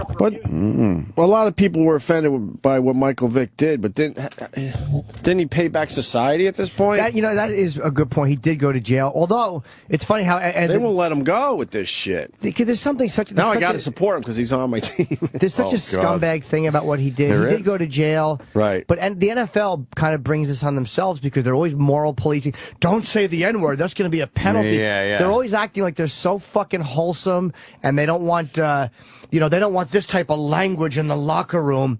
But meanwhile, he goes to jail for this. It's confirmed he did it, and they're fine with having him in their league. So the NFL is just fucking fraudulent. The thing is with his crime, you can pay back your debt to society in time in jail, but it doesn't take away what you did. The ability to do that is still in that motherfucker. Yeah. His mindset and personality and everything allowed him to choke the shit out of a fucking dog and watch dogs killing each other like that. That to me is something that you don't fix through prison. If you're a bank robber, you rob a fucking bank, you go to prison, you pay your debt to society, you get out. It's not the same. What was in your head? I needed money, so I robbed a bank. All right, I could deal with that. Right. You paid your debt. But I had these animals fucking torturing each other, and then I was choking them and drowning them. That to me is some mental fucking problem. This guy should not be fucking playing football. Hold on. I completely agree with you, but I wonder if he ever got therapy for any of that shit. So therapy, schmerapy. It's almost like a serial killer. It's you just don't think something like that could change at all. I don't think you can take that out of you. That's one of those things like fucking. Like serial killers, kid touchers, all that shit. I think it's just, is it in you? But he's dealing with it every day too. He's not getting away with anything. Good. He has to deal with these people every day. Do you think? My point, Anthony. Yes. Do you think he should be in the NFL? No, I you don't. think there should be a lifetime ban on Michael Vick? Yeah, if other people are banned for other things, I mean, that to me is one of the most heinous fucking crimes committed by an NFL. Well, because we all care more about dogs than our fellow humans. We all know that. Well, of course. You see a dog, you're like, oh my god! It's but you never do that with another human being ever. Innocence of the poor thing. Right. It's so dependent on on people and trusting. It's also like weird because the NFL again they bring this on themselves because they act like they're trying so hard to make it right. Like those scumbags are going after MIA, that rapper, and she was dumb for giving the finger during the Super Bowl. It's like, you corny rebel. But they want millions of dollars from her, right? And it's like that's their idea of immoral behavior, right? But this guy go out and does that. And they're okay, even though he's gone to jail. They still, morally, why would you allow him back in? Right. But then again, he did pay his debt, so he's got the right to earn a living. It's kind of hard to say, go to jail, pay your debt. He did go to jail. Yeah. I mean, he gave up a couple years of his life and his career. So Well, I think maybe you do have to kind of let him play. Even though he's a scumbag. But they have given lifetime bans for other things. Yeah, so. drugs. Dexter Coakley and a few other guys. Right. Gambling. If you're gambling, you fucking get. Yeah. And this is just, I don't know. It's so despicable. Yeah. This But fucking Anthony, can I guy. ask you a question, Anthony? Yes, sir. Go ahead, sir. So, I mean, you just kind of proved my point. Everybody's appalled at Michael Vick, but if Dick Cheney shoots birds out of the air for amusement, it's not looked at the same way. No. Well, I think people we look at animals very differently. Yeah, I mean, different animals. Dennis Leary had a pretty good bit about that we saved the cute ones. Yeah. And if you're an ugly animal, fuck you, basically. That's how we operate. That's his bit in 5 seconds, but it's actually a really clever bit he does. I think it's the level of cruelty too that it takes. Right. I mean, to watch Thank you, to yes. watch the dogs fight. Almost that's something you can be, but to actually just murder them and drown them and electrocute them and like, there's a scumbag, complete psychotic That's serial killer mentality. shit. Yeah, Because you don't have the compassion that it takes to function in a normal society if you can do that. But the other side of it, but it's the culture. You Culture, guys don't schmulture. understand. It's part of Ugh, the culture. Despicable culture. But this guy Stop raises a it. good point, though, about like birds. Like, what would happen if you just released a bunch of dogs and hunted them? People would be out of their minds. But if someone goes bird hunting, why is that? I mean, that's kind of right. There's, Oh, yeah, there's no rhyme or reason to it. You can't put every animal on the face of the earth on the same fucking scale and think we feel the same about all of them. I bet you God would, though. Nah. I bet you God would. I don't think he would. No, I don't. You don't think God would? Nah. Think all animals are pretty much equal in his eyes? Yeah, and then we're like, the shit. He's poking his eye out of that black hole right now, looking at us. That's where the God is. He made us in his image. Certainly did. Can we play the Dennis Leary bit into break about animals? I think it's off No Cure for Cancer, I believe. Oh, yeah? Is it reasonable? I think it's pretty reasonable. Thank you, John. Thanks, guys. You made some good points there, sir. A point on his head. Part of it getting back in the NFL required him to do a lot of charity work. All right. Whatever. But that's not changing the mindset. I think that's pretty on point with John that. Wayne Gacy fucking gave money to the Boy Scouts. Would that make him a good guy? Sure. A good fella? It's just the idea that there's such they're so holier than thou, and they're trying so hard to make it, but they don't give a fuck what their players do off the field. As long as it's not gambling, which could affect the game. Right. But don't use this language, and don't say that in the locker room. Richie Incognito bullied. Oh, fucking NFL. I can't even watch football anymore. I hate them so much. Yeah, bullying has made it into the NFL. It's like ridiculous. As they try to knock each other's heads off every Sunday. And I don't think people they realize can't handle bad words. Yeah, in the locker bad room. words. I'm not saying that the literal killing of the animal. That's horrible what he did. And if he paid his debt to society for that, then you could say, all right, he can work, he could do whatever he wants. He went to jail. It's the ability to do it. The ability of a human being to be that cruel to another living animal. It shows something that you have inside you, or the lack of something that you should have inside you, some type of compassion and feeling, guilt, any of that shit. He's devoid of it, obviously. Right. And to have someone like that in an organization where, like Jimmy said, was trying to be this moral fucking upright standard of the country. Go fuck yourself, phonies. How about that? If the NFL wants to language police and obsess, do not allow anybody with a felony type of criminal record into your league. There you go. If they commit any type of a felony while they're in football, how about this? Their contract is completely voided out and they don't play ever again. Right. There you go. Why don't you do that? If you're going to make a moral stand, make a moral stand. If not, just shut the fuck up and realize that it's just a dumb game. And if the guys don't have great morals, so what? Who cares? All right. Doug in Boston. Doug. Yes, Opie, God does not see all animals the same, obviously, with, the snake and the made him crawl on his belly and be at man's like a feet. serpent. That's true. God hates a serpent. Right. You can't eat the cloven hoof animals. The pigs are dirty. So You're not allowed to eat. Not allowed to eat shrimp too, right? Shellfish. Shrimps. Yes. Right. I like them scrimps. All right, thank you, Doug. Thanks. You got Dexter the Dennis Manley, by Leary the bit? way. Thank you for the correction on Twitter. It was Dexter Manley, right? Is it the one about eating meat? Eating meat. Yeah, it might be. Opening a restaurant and stuff like that? Is it off No Cure? Yeah. No, I think. I don't know if it's the one you're thinking of, but we can play it. It's I'm trying to remember what the track is. Yeah, just play it. It'll be all right, I guess. We'll be back. All right, back to this Nick Cannon thing. We went off-roading a bit there.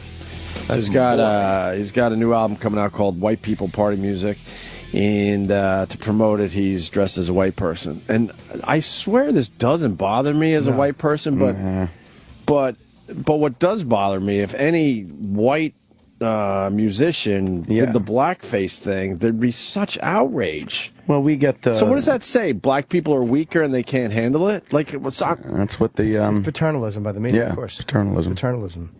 That's what it is. Because I don't find that to be offensive. Because I don't or think upsetting. many white people would be bothered by what Nick Cannon's who cares? doing, and he makes a horrendous white person, by the way. Well, it's because you have to look at all the pain and anger that was caused years and years and years ago, and that gets dredged up when white people dress as black people. But black people dressed as white people. We've had this white privilege for so long. This is a reaction that to it's our fine. behavior. We could put up with anything because we've had the white privilege. Although he did have a funny tweet. He said, I can't believe... That's impossible.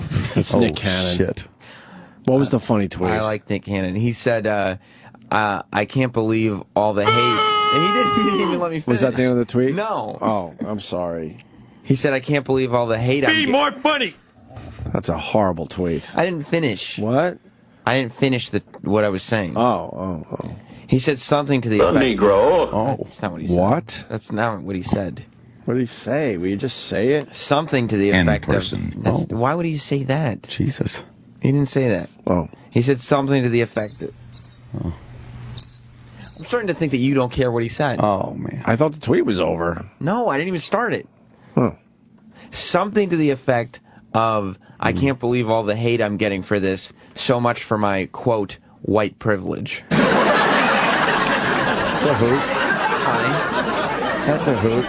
Kind of acknowledging, You understand it. I do? Yeah, you have to explain it.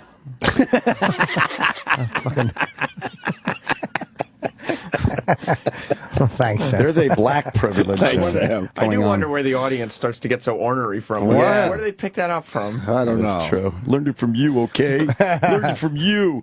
There's a black privilege.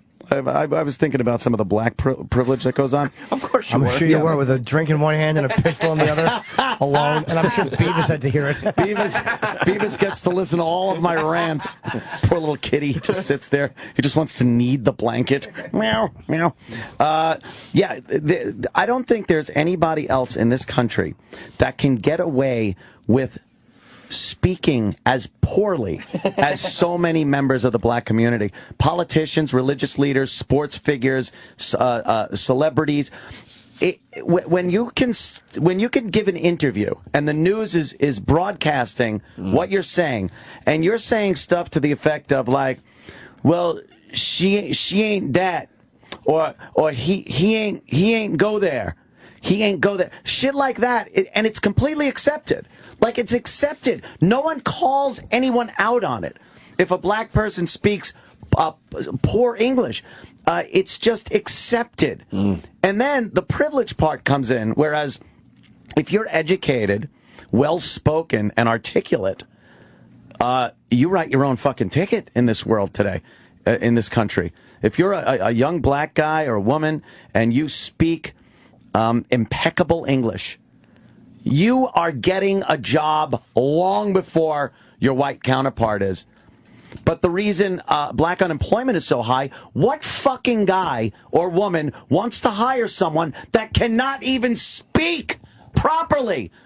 You want someone representing your company that does not even speak properly, whose grammar is just a fucking abomination? Why haven't you said this before? I say this every month, whether I need it or not. And that's just here on the air. Thank you. All right. I had to get that out of my system. So can we hear Nick Cannon's party song? Would you want to hear the video clips of I would like to. Connor Smallnut? Oh, he's doing a character. Like Mr. Imus. Mr. Imus. So basically, he's saying like he's small nut, like you're a little dick, which again, fair enough. Right. But if you're a white comic and you do the reverse, everyone know. If you don't think that white people run things, so Tyrone Big Dick. So if you did that, because people expect so much more out of white So people. the next time a white guy does all that black stuff and they get in trouble, why don't we just play the Nick Cannon stuff? It won't matter. It won't matter. It won't matter. It's The press just will never go, amazing. "Oh, you're right, we suck." The press will never do And that. and both are done with humor, right, in mind. Yeah, they kind of had a But then, racist- of course, the media has to, obviously, twist it. The whole nappy-headed hoe. I'll always go back to that fucking thing.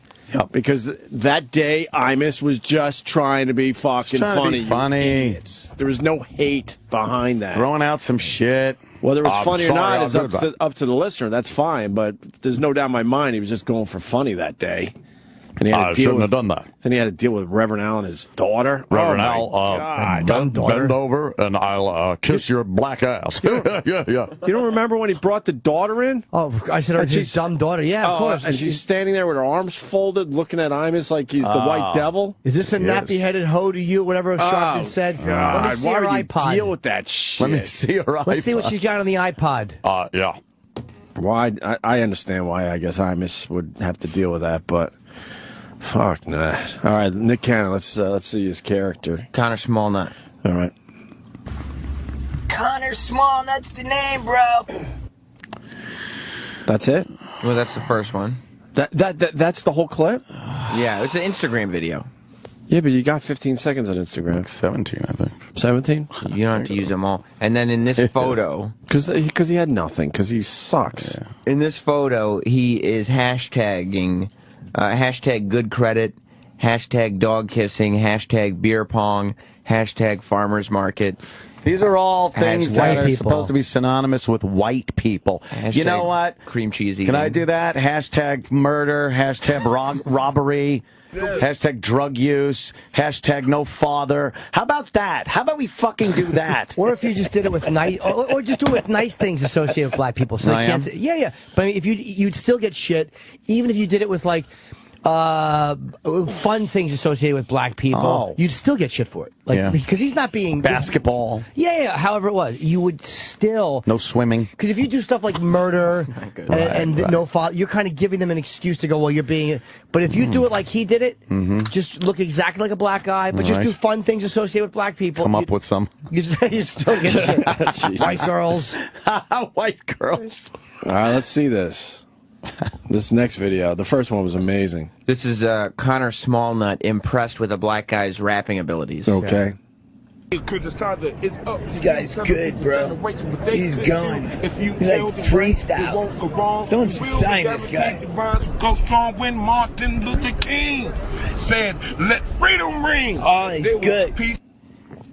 See, I got no problem. I'm so annoyed with this, but not because of Nick, but because I know what the reaction would be the other way. Right.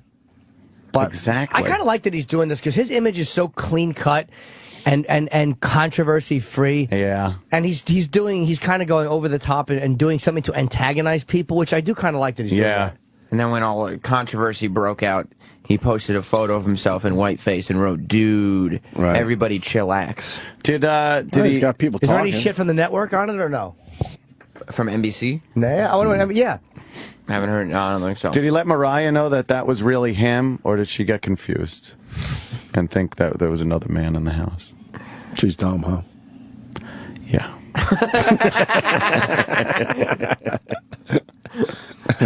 Oh, my brothers are going to be happy. Oh, boy. That's their old friend. Well, it's the hero of Harborfield. That's right. Tell them to help us out, get her on the show. We'll interview her. How do you hit those? You think notes? Yes, that squeaky thing. You think I'm at least number 2 at Harborfield High School? You are certainly number 2 are. without you. Very good. You definitely. I think there's. What's the drop off though? Who's number 3? I don't know. I wonder who would be considered 3. Maybe I'm considered 3. Nah, Who would be 2? Who the hell else has been out of Harborfield? I don't know. Maybe someone can help me out with that. Harborfield High School.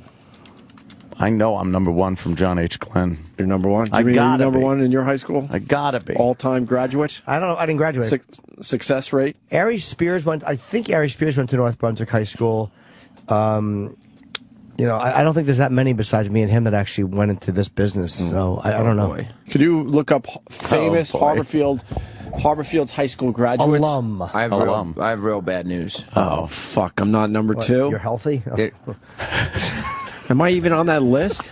I'm not even on the list. It's like this is why I don't get bothered by Twitter. So mean. Yes.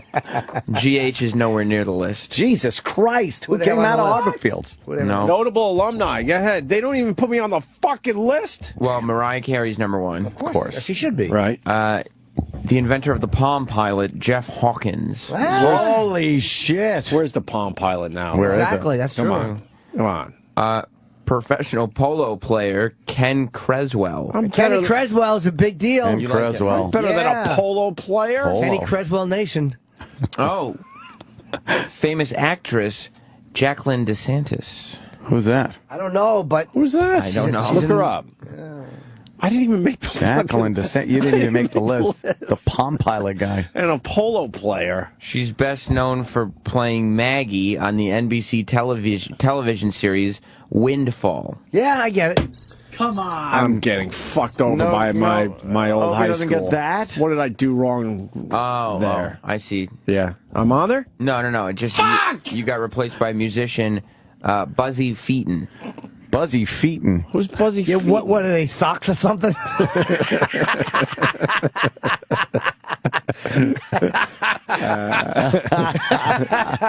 Oh, Buzzy, we hardly knew you. Who's Buzzy? Oh, at one point he jammed with Eric Clapton. The Butterfield Blues Band? Oh, Is he in that? Bag of shite.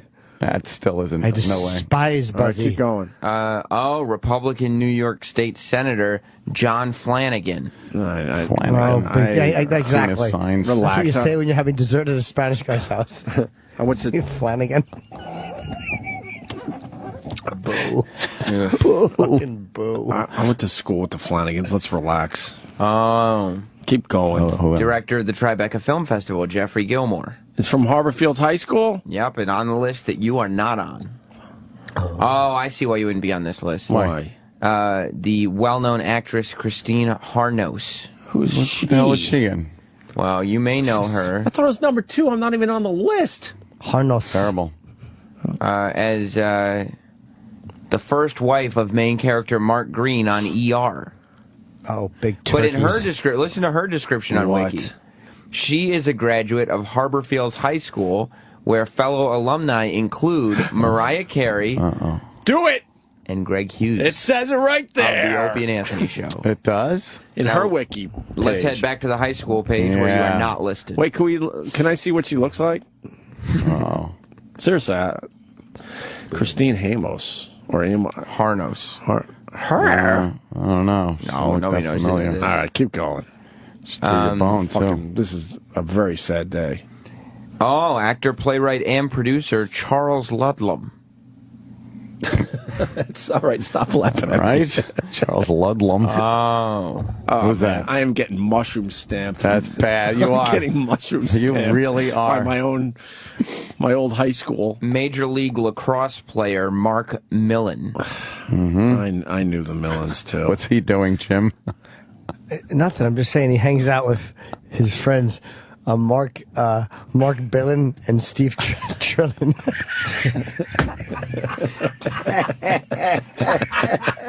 Oh, Jesus. Is it really that funny?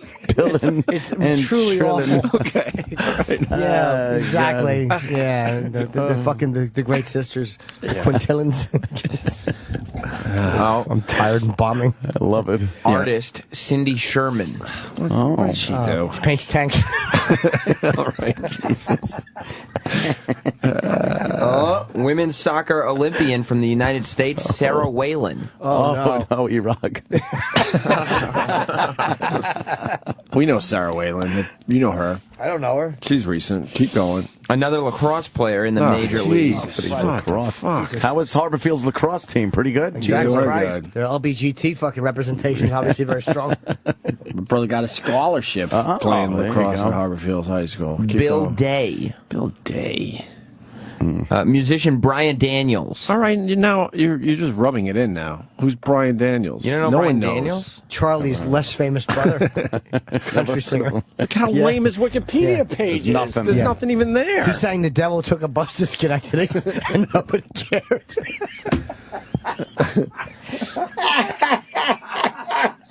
And one last person on the list. Yeah. And she's kind of in the profession. Yeah. She's a professional voice actress. Oh, shit.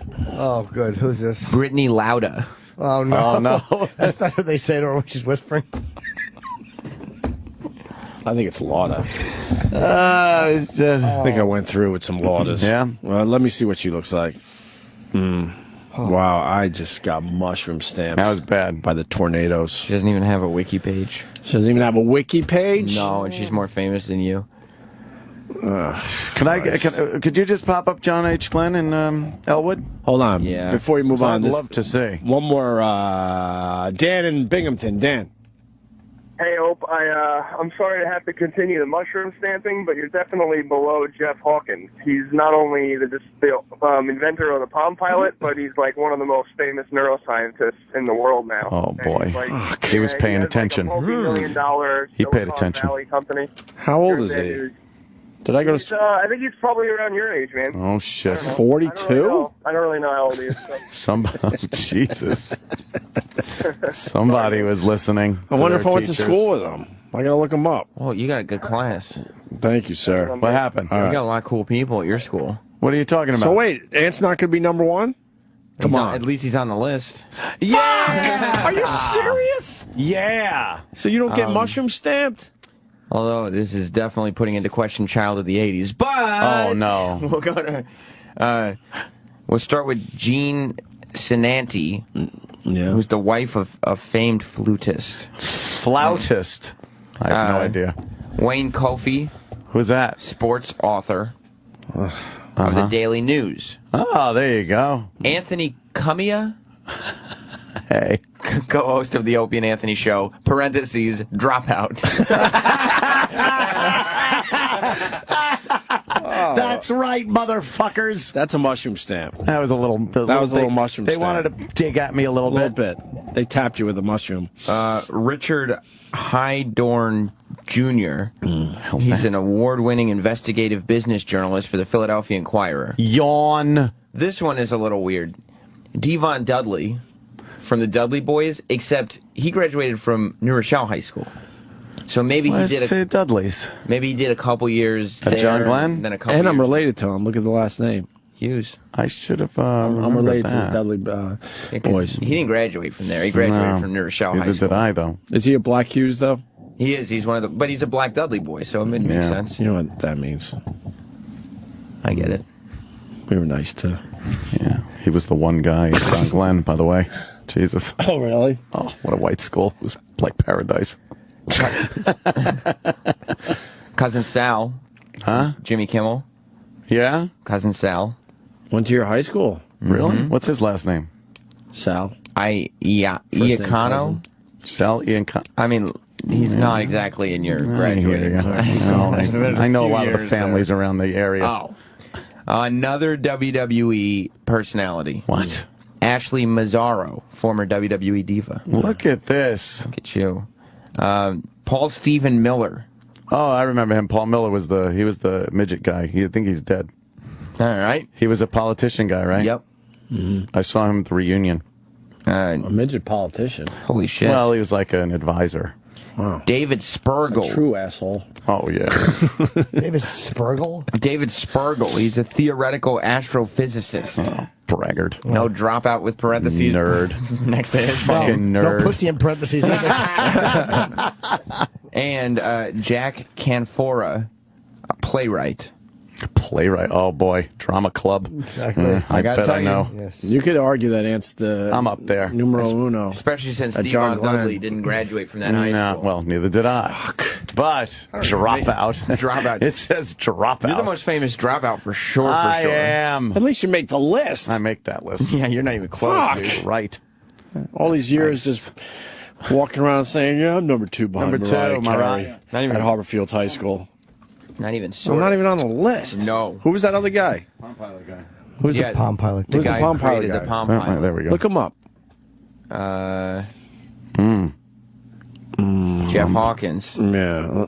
Yeah. Oh, boy, he's doing one of those speeches like they do at those Get a big bigger companies. picture of him. Oh, he invented the trio after he invented the Palm Whoa. Pilot. When when was he born? 1957. Oh, my sister probably knows him then. Damn. I think my older sister. Couple yeah. of bucks. That guy's got a couple of bucks. Oh, We got to yeah. go to North Brunswick. I wanted to see if I think I'm on that list. If I'm not, right. there's going to be hell to pay. Jimmy. Now we check out Jimmy. See if he's number 1, 2, 3. What number should I be, really? You're not on the You list. should be dude. number 2. Nah, this Jeff Hawkins guy, though. They should be number 2. He invented the Palm Pilot. Gives a fuck. I think if you ask people. But he's a neurosurgeon or something. That's too. great. Good for him. Yeah. All right. Is Jimmy on the list? Yes, he is. Fuck! It's a very small list. Really? Oh. Yeah. Yeah. Jim Norton. Tim Howard, who's the first choice goalkeeper for the U.S. national team. For what sport? Soccer, I guess. He previously played with Manchester United. Jeez, boy. that's pretty huge, actually. That's big. Right. And Vashea Ramsey.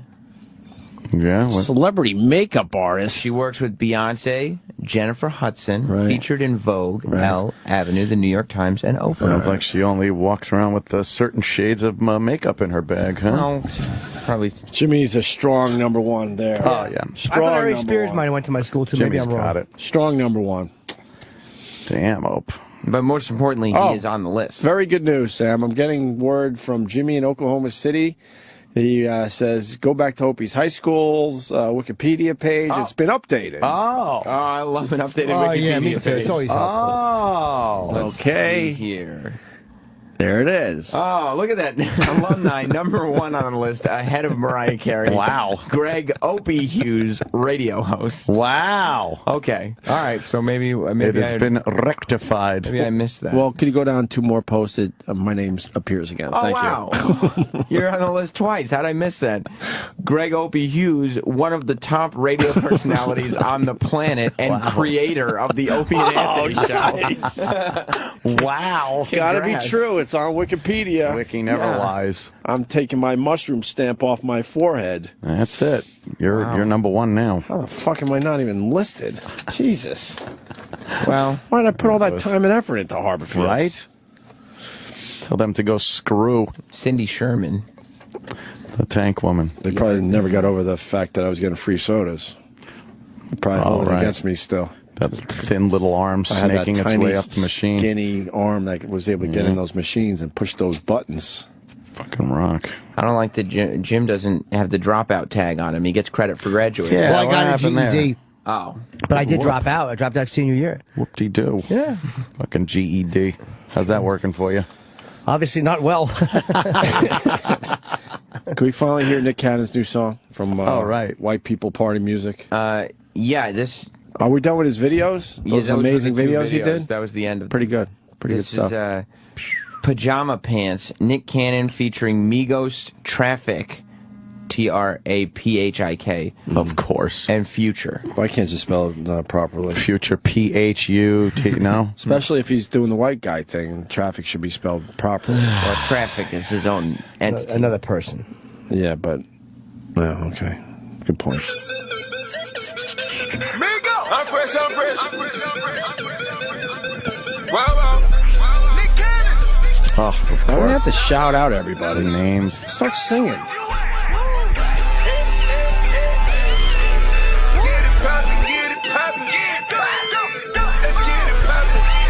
Is this supposed to be good? It's white people party music. I'm fresh to death. I need an ambulance. I like a bad Puerto Rican on a handstand. Never talk about what she be wearing up in the club. I'm talking about what that Club. More club shit. Get it poppin' in them pajama pants. Nick Get Cannon. it poppin' in them pajama pants. Get it poppin' in them I pajama just don't get this whole culture. I'm done. We are worlds apart. We are worlds apart. What, you don't like going to the club? No, I don't understand any of this Get some nonsense. popping going on? Nonsense. This is kind of a goof though. Is this a joke? I don't know. I guess. I don't You know. say nigga? Thought I heard that. I wouldn't be surprised. I would if Nick Cannon had that in a song. I would. I think you've done it before. Oh, okay. Yeah, he's kidding around a little bit there. See? Said grandma twerking out of her Twerking out of bloomers. I'm fresh to death. I need an ambulance. I like a bad Puerto Rican on a handstand. Never talk about what she be wearing up in the club. We're done? We're good? White people party music. Whatever. It'll do That well is for not them, white I'm sure. people party music. I beg to differ. No. White bitches are gonna love that. It's no Corey Feldman. Right. How's that for a segue? Yeesh. Is this another video he made or the same one? No, it's a different video. It is, right? Yes. What is he doing? What is Corey Feldman doing? I think he's He is hurting. going viral, though. He's still hurting? I think he might be hurting. Hurting. I think so. What he's hurting about these days? His video sucks. What is this one? Another? Does he dance around like Michael Jackson in this one, too? I don't know. Fuck. It's called Duh, right? That's right. Yeah. Duh? Yeah, you got to see this. The amazing Corey Feldman drops his equally amazing video for Duh, and it's amazing. Fish rapper. You mean to skip the intro? No, man. I like it. Who's the broad? That's his He never jealous actually wife. listens to me. He only plays with his instruments, and he has about 18 instruments, and I don't know which one he's using at what time, and he's usually just tweeting from all 18 of them. You know, sometimes I'm just trying to get work done, and it's like, I feel like she doesn't even understand me. It drives me crazy because I'm just... I love you! See what I mean? Holy shit. No sex for 2 weeks. Really, really rarely. I think they're making fun of reality shows. Hey, guys. Yeah. How are you? Good to see you. Hey, what's up? Daisy, how are you? How's it going? Hi. Oh, hey, Those come Courtney. hot. Hi, Corey. Oh my god, you look so cute today. Oh wait, you better fit. Oh, thanks. Yeah, it makes her a little... I don't want to do this. You don't? I don't either. What is it? What are we doing? I asked if you wanted to skip the intro. Yeah, I thought it was an intro. It's a long intro. Half the goddamn piece of shit video. It's a music video. I hate music videos with acting. Oh, nice boobies. I don't know. It's just duh. There we go. You must be divine to be an angel, for an angel can do no wrong, as long as it's done under the halo. Duh. Wearing Michael Jackson. Oh, he's doing the Michael Jackson thing. This is him. I love Corey instead of I love Lucy. Yeah. This guy's great. Good special effects. It's a funny video. Black and white, like he's kind of like doing Lucy stuff. I threw flour on the lady. Oh, now he's dancing. Wait. Michael Jackson moves for sure. Listen to his voice.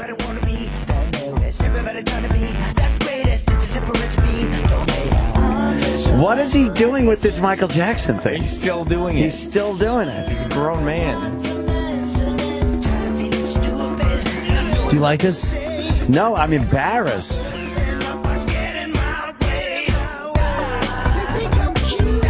Look at him doing his Michael Jackson moves. His got suit the looks hat. like Moonwalker. It's You get the hair like Michael Jackson? yes. Oh my god. Get Michael's doctor. Oh, shit. Wait, I'm enjoying that. That's really good. And he's going like, he's doing that.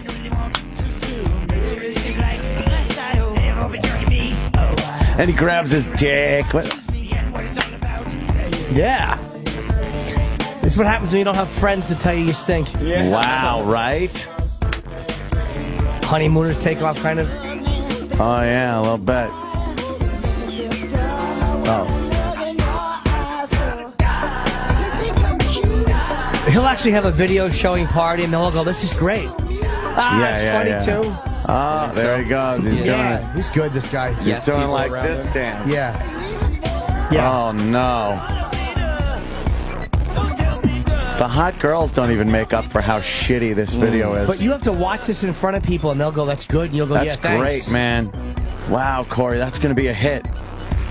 What a good song. What's he doing? Oh, now he's rapping. So he's got a hoodie on and sunglasses. He's good. Listen to his rapping. I forgot my lines, but I'm gonna remember in a minute. I'm the best rapper ever. Okay, at least he knows he sucks. Okay, ready? This time it's gonna be. I hate wacky, funny music videos. And 1, 2, 3, 4. And 1, 2, 3, 4. I try to tap out. I don't know. I don't know. It's so evil. I'm having a hard time. I want the audience to hear this entire song and enjoy it. Opie, I want them to enjoy this song. You think they're gonna like it? No.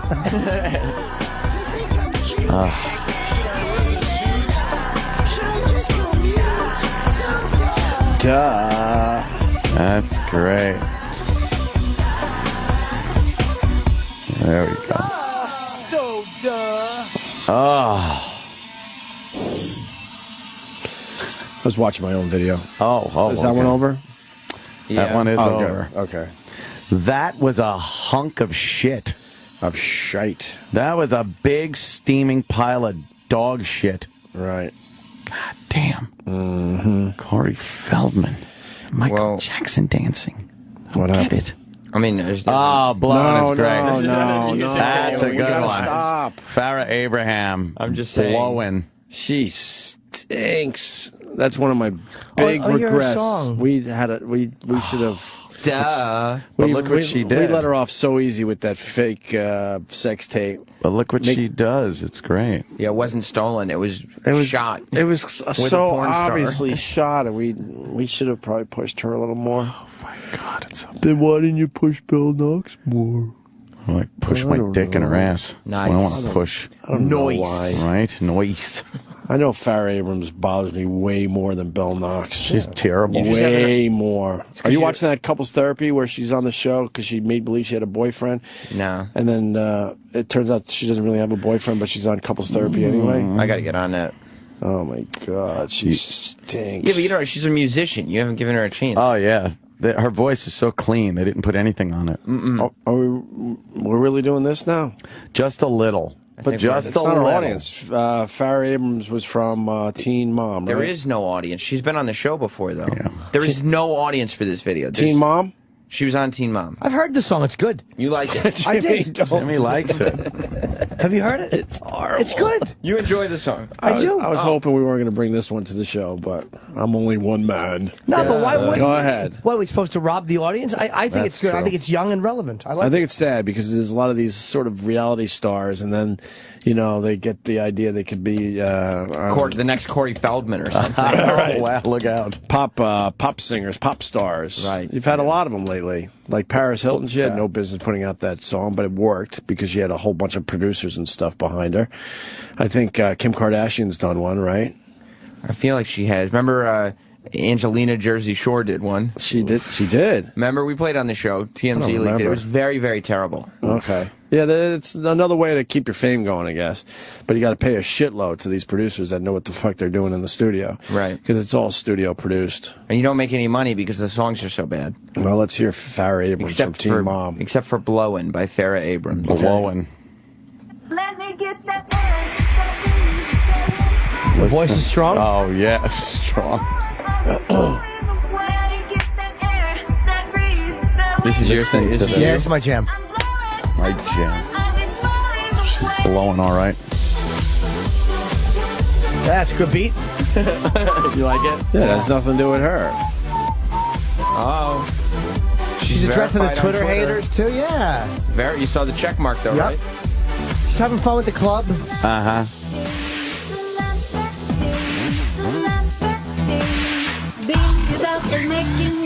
Julia kicks its ass. Oh, yeah, it does. Julia. Julia. This is so bad. I like it. Why would she make a song called Blowin' and say, you're blowing? Edgar likes it. Yeah. This is so... Yes, it is. Do you think any one of these lines were in any order like a key or any, yeah? It doesn't even rhyme. She didn't do the music. She didn't write it. And she didn't really even sing it. No. She sang parts of it. It was all put together for her. Is this auto-tuned? Shit. All right, enough of this. I like it. That's enough. That's enough. You didn't like it? Can we stop, please? It's so bad. I mean, there's just because it's only less than halfway through is the only thing. Oh, really? Yeah, there's a lot more to go. Yeah. Oh, she's singing in the Twitter avatar. I like Yeah, this. you That's see fun. that? That's Yeah, good video. She just wants to make sure everyone knows her Twitter. Yep. And I feel like it picks up later. If Yeah. I don't disagree.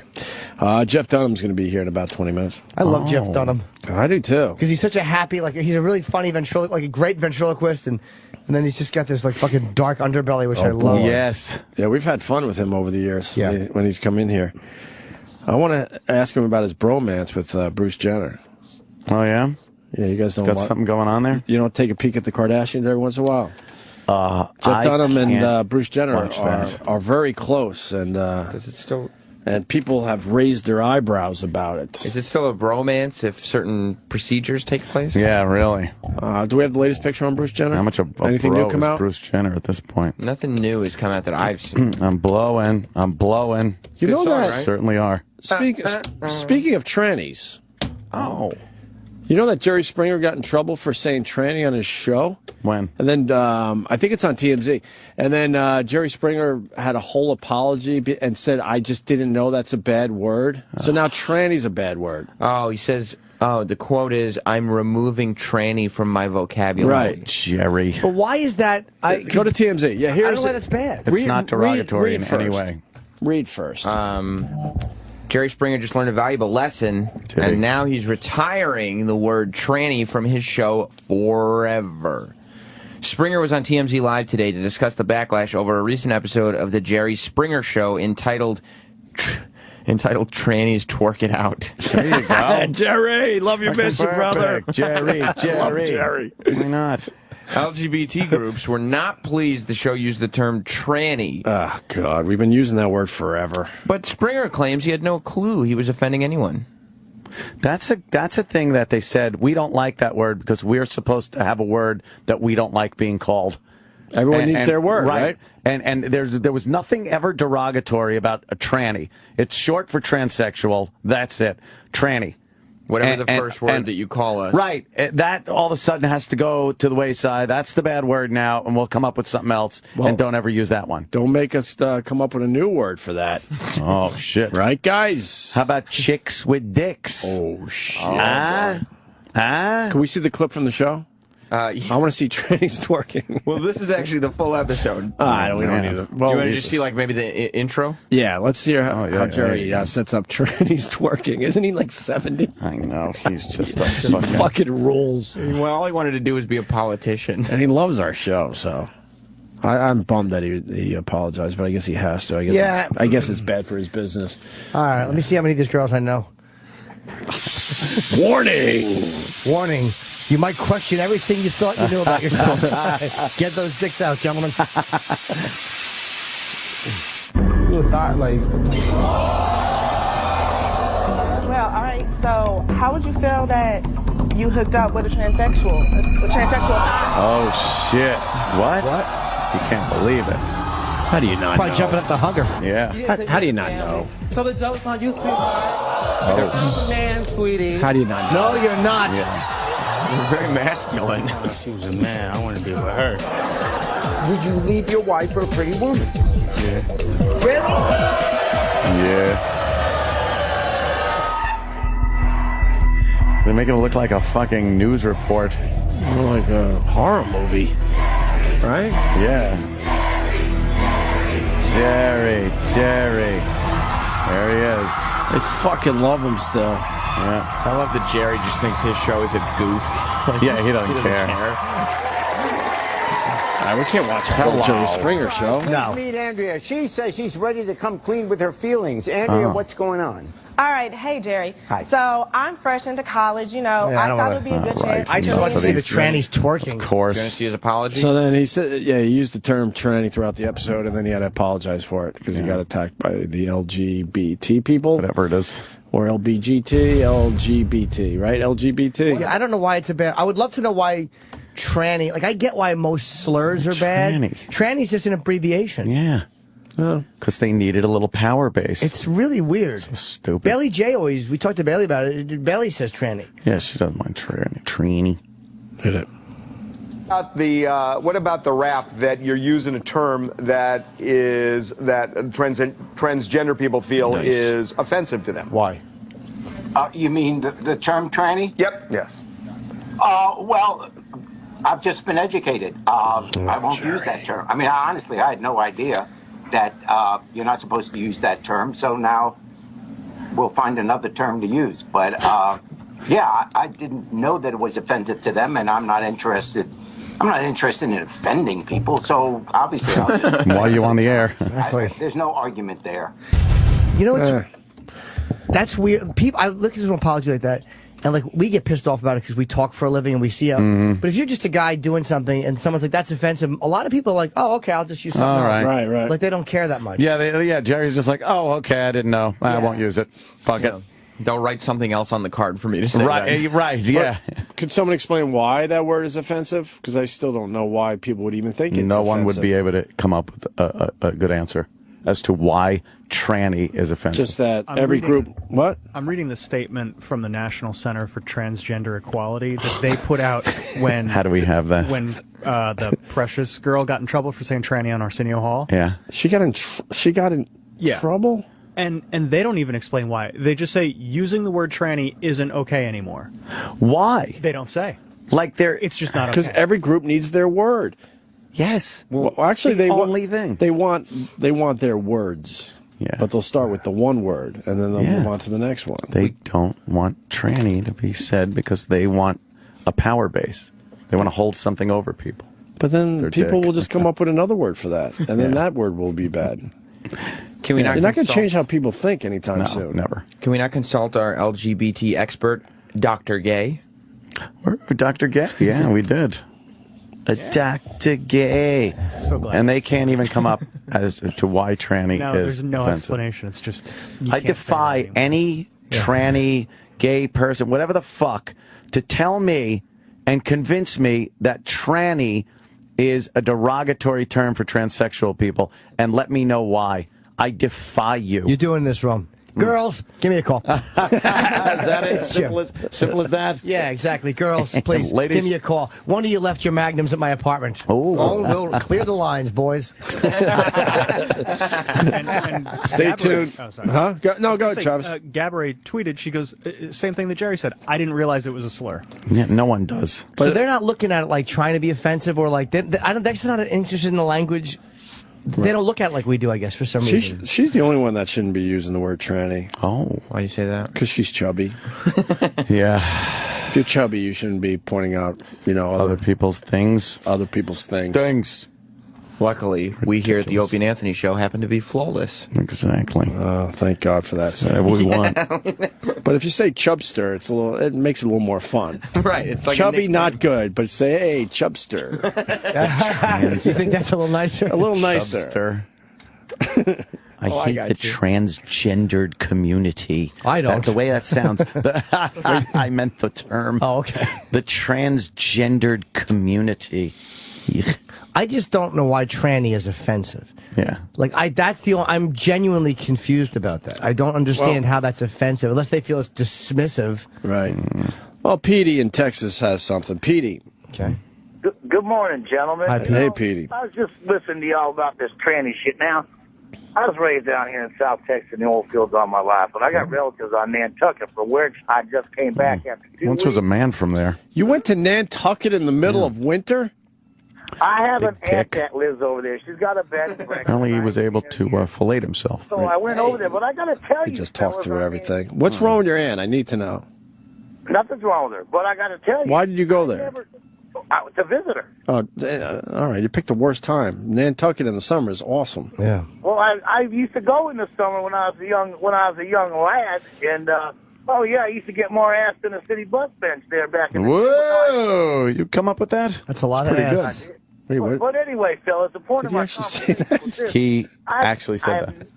I have never seen such a bunch of uptight, politically correct people. And I have to ask you, gentlemen, another thing. How are y'all getting laid up there? Those women up there are frigid as all hell, man. Maybe if you sound like that. Girls, you just go to talk to one of the girls. They look at you like you got a set of balls and a dick growing out your forehead. You know, I couldn't believe it. He sounds funny, but he makes very good points. Yeah. Women in the New York area are a bunch of bitches. Wow. I mean, Massachusetts. Wow. What is the point? What is it? I did much better when I left the Long Island, New York City area. He's not wrong, man. A lot of the women have such a major fucking attitude in the New York area. You know what melts that attitude? Cold hard cash. That's right. And cocaine.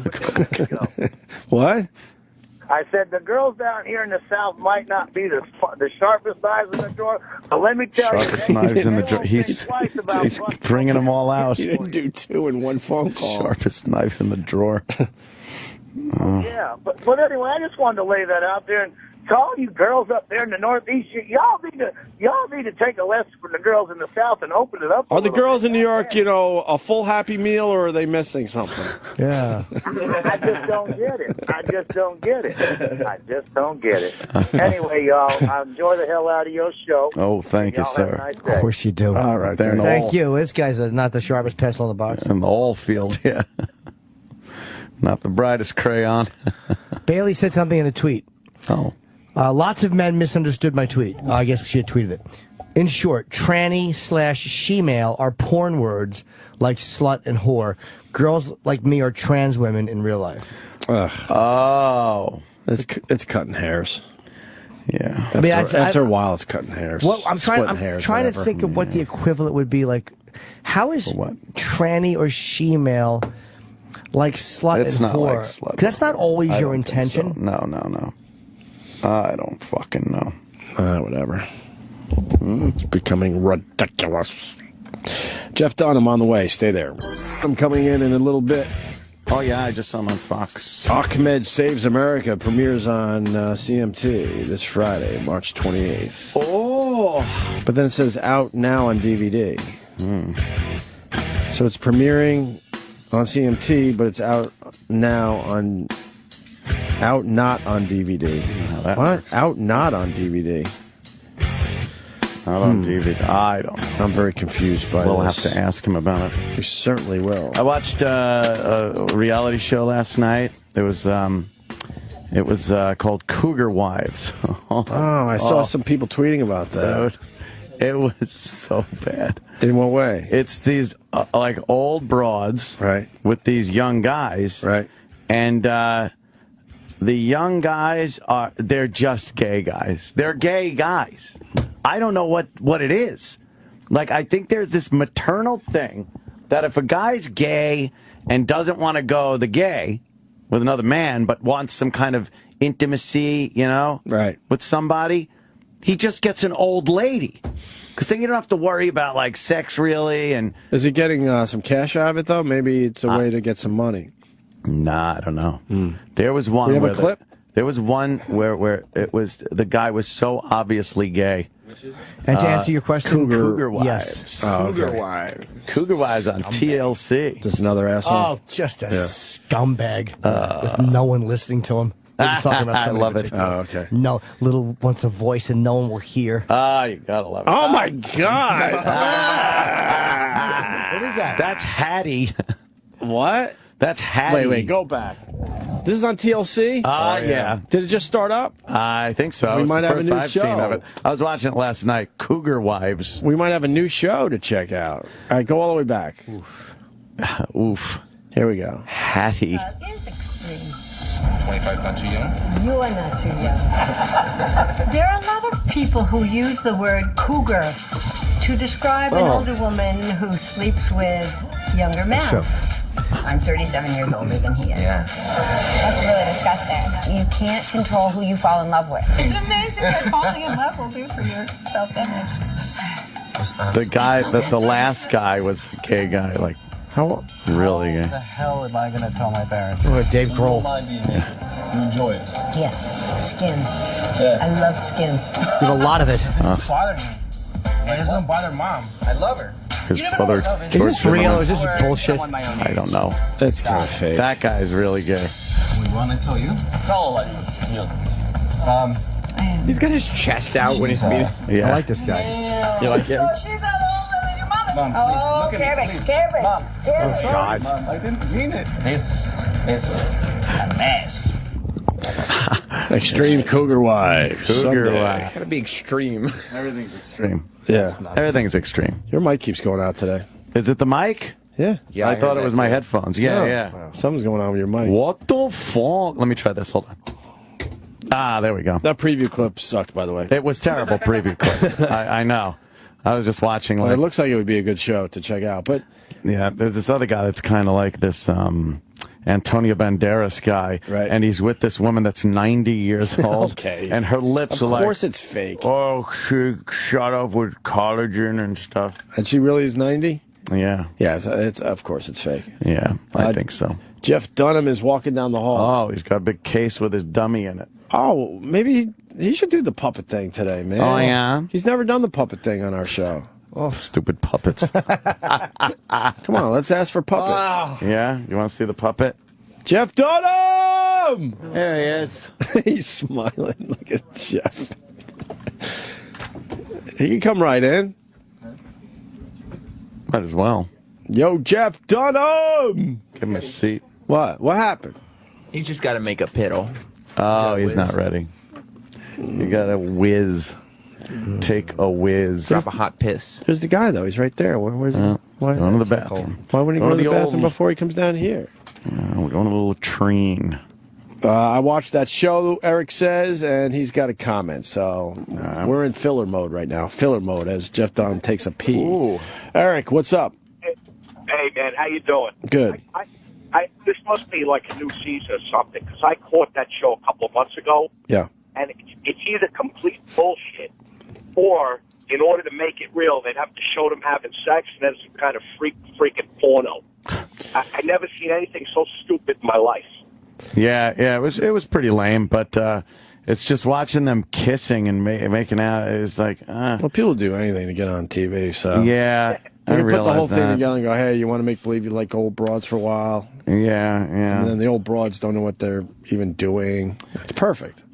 It's disgusting, like you guys said. I mean, either you're in it for the money or you're gay or something, and or you can't get regular women, and you got to go. Yeah, it seemed to be like a problem thing. Would you eat old lady ass, Eric? God. Hell no. Nah. What do you think old lady ass smells like?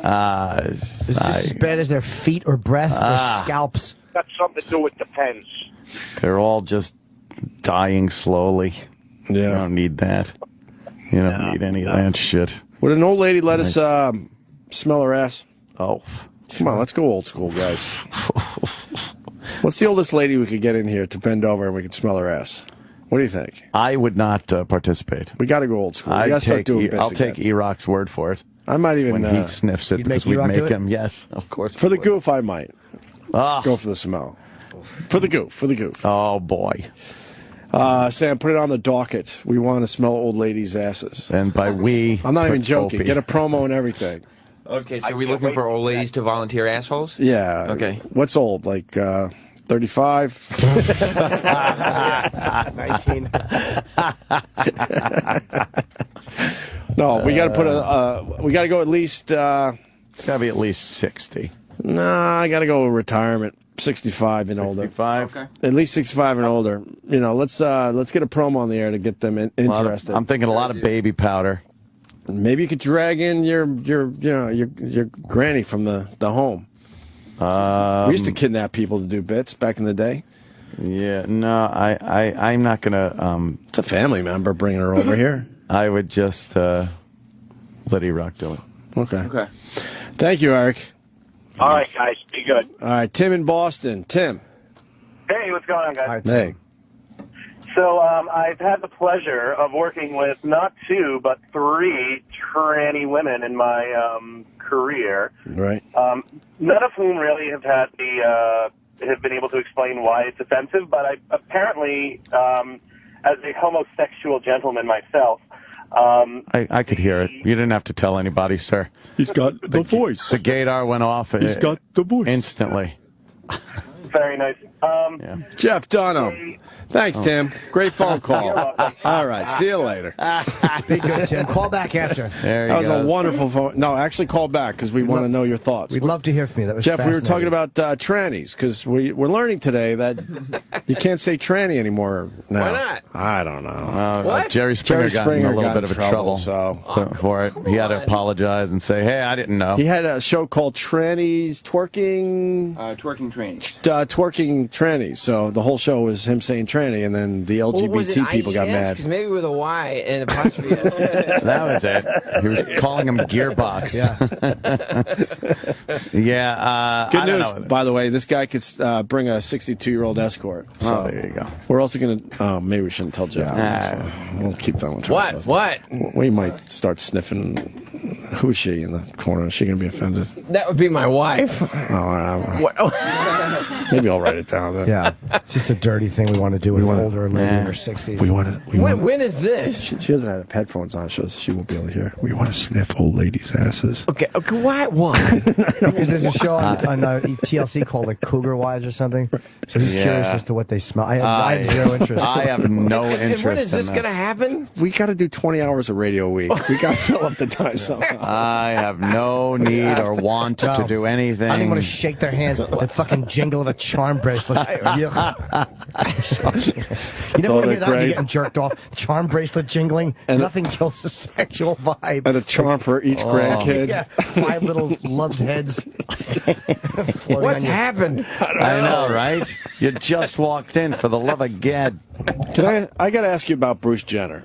Because I did watch the Kardashians a little bit, and they have a whole storyline that, you guys are like, have a bromance going on, or whatever the hell they call it in Hollywood. People ask me this all the time. They go, is he turning into a chick? Is he? Right. Bruce Jenner is a friend of mine, and he is still that guy. He's still that athlete. He's still the world's greatest athlete. He is the most guy's guy. I mean, he's a really accomplished race car driver. He's a helicopter pilot, a fixed-wing pilot. He knows all this stuff. And I don't know if you know how hard it is to fly radio-controlled helicopters, but he's one of the best pilots out there, right? And all he talks about is he gets out there and he's constantly doing sporting stuff with his 2 daughters from Chris, Chloe and. Kendall and right. Kylie. Yep. Glad I didn't know that. Kylie, yeah. And it was funny. There was, so all that crap. And I think he wears the earring and does the long hair just to stick his middle finger up at the world. And you know what? I can do what I want. I don't know, but I don't know. I don't get the surgery. But you guys are that close? Like they showed I don't it? ask him about stuff. I go. But how do you guys meet? In the hobby store, the stupid radio control helicopter stuff. Oh my God! You were buying radio control stuff, and he was buying fake implant breasts. No, you know what? He said after he ran off that racetrack after the win in the Olympics, he goes, that was it. He never ran again. Wow. And he goes, he never ran again. No, that's what he says. He just, he would speak at, he's a motivational speaker, and I mean, talk about good advice for kids. I some of it went out the window, I guess, but. No, it's like, when you get past. And that's the other thing I love. He says, where he lives now in Malibu, the paparazzi are always waiting for him, and he thinks it's hilarious because what he'll do is, and he's again an accomplished race car driver. He knows what he's doing. So he'll pull out, and he'll jump and he'll lean out the window and goes, "Come on, guys, this is fun." And these guys are in their little piece of shit Hondas and that kind of thing, and they'll just take off going down the 101, and they can't keep up with him. Wow. Yeah, and it's like he just, he flips the middle finger off and goes, "Come on, assholes, here we go." Wow. Yeah, so what were you buying in the hobby store? The same helicopter thing? stuff. Yes. So you fly those things too, huh? Since 1980. I was in on it from the very beginning. Wow. We had a guy in Queens it might be a year now. Oh, yeah, he took off his own head. Oh, no, they're very dangerous. Are you flying those? Yeah. They've killed, I think this year, 4 or 5 people have died from those things. Those are the ones you guys are flying? Yeah, they're big, dangerous things. Not the old school ones we used to fly. These do all sorts of crazy maneuvers, right? The 3D stuff. You do 3D stuff? No, they're flying lawnmowers. No, you get hit by one, you're gone. That's it. Do you do the 3D stuff? Yeah. That's insane. What's the 3D stuff? You're literally take the helicopter, fling it around the sky, and knowing exactly what you're doing with it. Yeah, it looks amazing. I mean, just look it up on YouTube. But do you ever get? Do you ever get it close to you, like these guys? There's some guys that are idiots. I mean, but they're really, really good, and they know what they're doing. I don't know. I'm not that good. Oh man, that's scary. Yeah, no, it is, and that's what happened. That kid apparently his dad was there, and the whole thing. It was just like, he got too close to himself, and lost. I saw a photo. They showed that they sent us the photo. And it was like just a giant axe that hit him in the middle, like the forehead. It was obviously an instant death. You got into it before all the electronic devices that keep you nice and stable now, and No, I was back in the beginning when but what they're doing now is that the physics are the power to weight ratio and all that, and the physics that are going into it. It's like it's you see these helicopters doing things that you go, well, this can't happen. I know, it's really amazing. Look it up on YouTube. It's crazy. Yeah, I've seen a few videos. Yeah. Are you doing the drones yet? Oh yeah, I got. That's got a drone. Is that right? Yeah. I've got one with and I've with the what's the camera? The GoPro. Yeah, the GoPro with the GoPro on it with a gimbal and the whole thing. Yeah, and you can pre-program it on your iPad where you hit the waypoints and it'll just fly the mission. Flies itself. Yeah. Oh yeah. And then you go if you want it to come back home, you just turn off the transmitter. It'll fly back and land itself. Those lands where it took off from. Yeah, I'm telling you, the FAA is going to start they're going to have to do something, right? Yeah, because you can just punch it straight up in the sky and go to 3,000 feet and 4,000 feet and. What have you done with yours? Shooting some cool stuff, or? Yeah. Oh, as a matter of fact, we've. I have. Well, the first time I was really getting good with it, I was playing at the somewhere around here, some kind of. I don't know, the Enormo Dome. Picture any theater with more than 4,000 seats in it. Could be one of those places. I think it was Giant Stadium. The tents. What are the tents? Where they have all the shows up in the Northeast. Gosh darn it, I can't remember. What is it?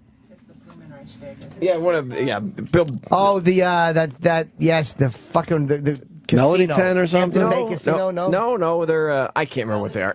What? The Melody tent in Cape Cod, like that. Yeah, it's been there forever. So so one day I first got it. I had the camera on it. I'm flying it around, and nobody's there. It's before the show. It's the middle of the day. This is fantastic. And I land it. You can see all the cities, and it's however high in the sky. And then so after the show, I went, wait a minute, I got this come home thing. So there's like 5 crew guys that goes, come here, guys, you got to see this. They all think I'm nuts, and I have this really nice quadcopter, and I go, watch this. And so I punched it straight up in the sky and forward a little bit, and it was a clear night. There wasn't a moon in the sky. It was all stars, and the thing just went out and disappeared. Oh, shit. And they're like, are you crazy? I'm like, no. Now watch this. And I turned off the transmitter and sat down. And 6, 7, 8 minutes later, it comes flying back and lands itself right where it took off. That's really cool. Are you filming everything too? Yeah, and it's all on the GoPro. Yeah, it's on the GoPro. Yeah. It's like you're just like, that's amazing. Yeah, it's nuts. Mine took off, and I literally lost it for a while. Right. And I'm looking around the sky. I have the transmitter in my hand. It's dead silence. I'm not hearing it and nothing. I'm like, all right, it's gone. Right. I don't even know. So I turned off the transmitter, and I'm noticing this little dot in the sky. It was so tiny, so small as it's coming back. It had just started running out of battery, too, when it was coming down. Right. So it hit a little hard, but totally survived it. I went inside instantly, took the card out, popped it in my computer to see where it went. Yeah. This fucking thing was so high up. It was, there were, and I'm by Kennedy and LaGuardia and whatnot. There were jets below The helicopter. You're going to hear Wait, you could see someday that? where it wasn't a. Yeah. You're going to hear someday that it wasn't a bird that took out the plane. Yes. It was some kid's Sucked through the engine. Quad Yeah, under the windshield of the engine or something like that. But I looked at that. I was like, "Oh, that is really high up." I bet they'll start programming ceilings into them, so you can't go above a certain altitude. But then someone will figure out how. Oh, in a second, you'll be able to just override that one with some gizmo. That's a good way to gadget. do it, though. You program it so it can't go any higher. I was wondering how would they control that. That's the simple answer. Yeah, They won't let you. Well, we grandfathered in with older equipment now. Yeah.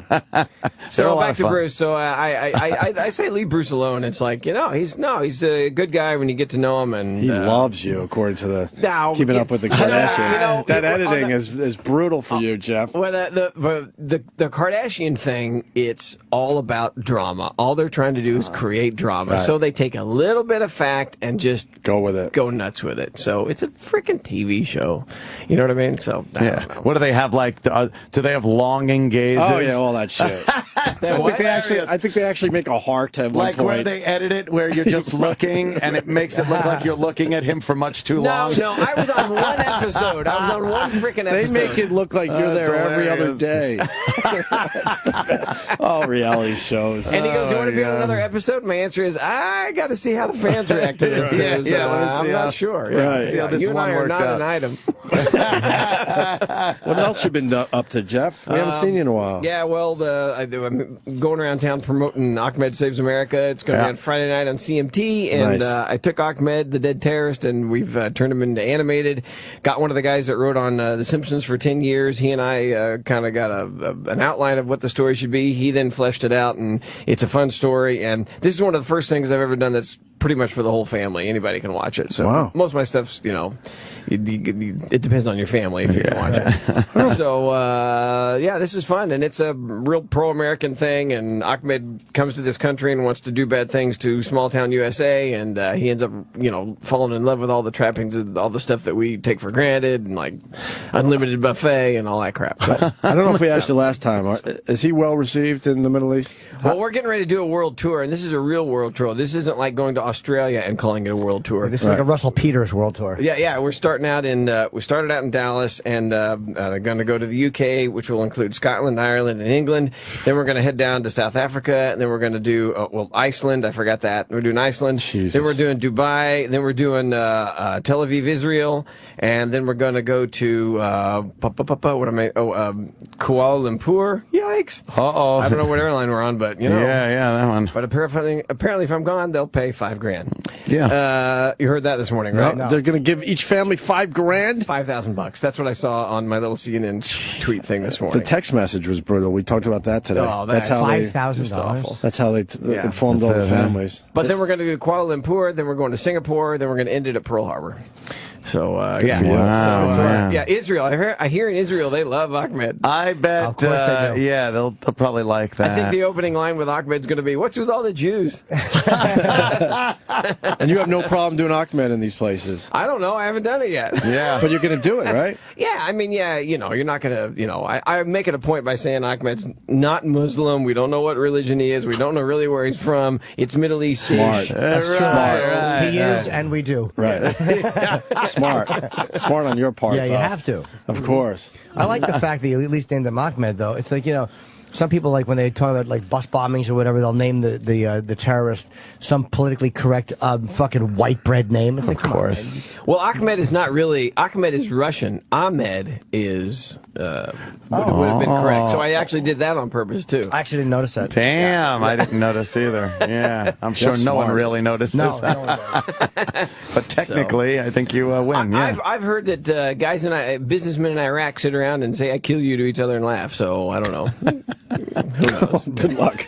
Good luck with that. But we're turning it into a documentary. The whole point of it, though, is does a sense of humor translate? Mm-hmm. And I found that wherever we go, we all, of course, in the free world, laugh about the same stuff. We all have the same concerns. It's, family and friends and job and health. And so the sense of humor does work if you're joking about the same stuff. But what's interesting, of course, is products don't work. And you would, I have to, you can't make jokes about some things they have. You would think in Ireland that they would have Lucky Charms. No. Right. They have no idea what freaking Lucky Charms are in Ireland. It's like, what? How the hell? Is that real? Yeah. No, they How don't did you know that? Did you check this stuff first? Because I did a Lucky Charms joke, and they Oh, you just went sat there there and already, looked at me. Oh, man. So you asked after the show, and Yeah, I go, you guys know that Lucky Charms? Like, we don't know what that is. Look at this breakfast cereal. No, oh we my don't know. god, Wow, man. Yeah, certain cultural things, right? so weird. Like the common stuff does, but it seems like that stuff are like what's in our news. It's like pop culture relevant. They might not. Well, get. see, but they absorb all our entertainment. I mean, they,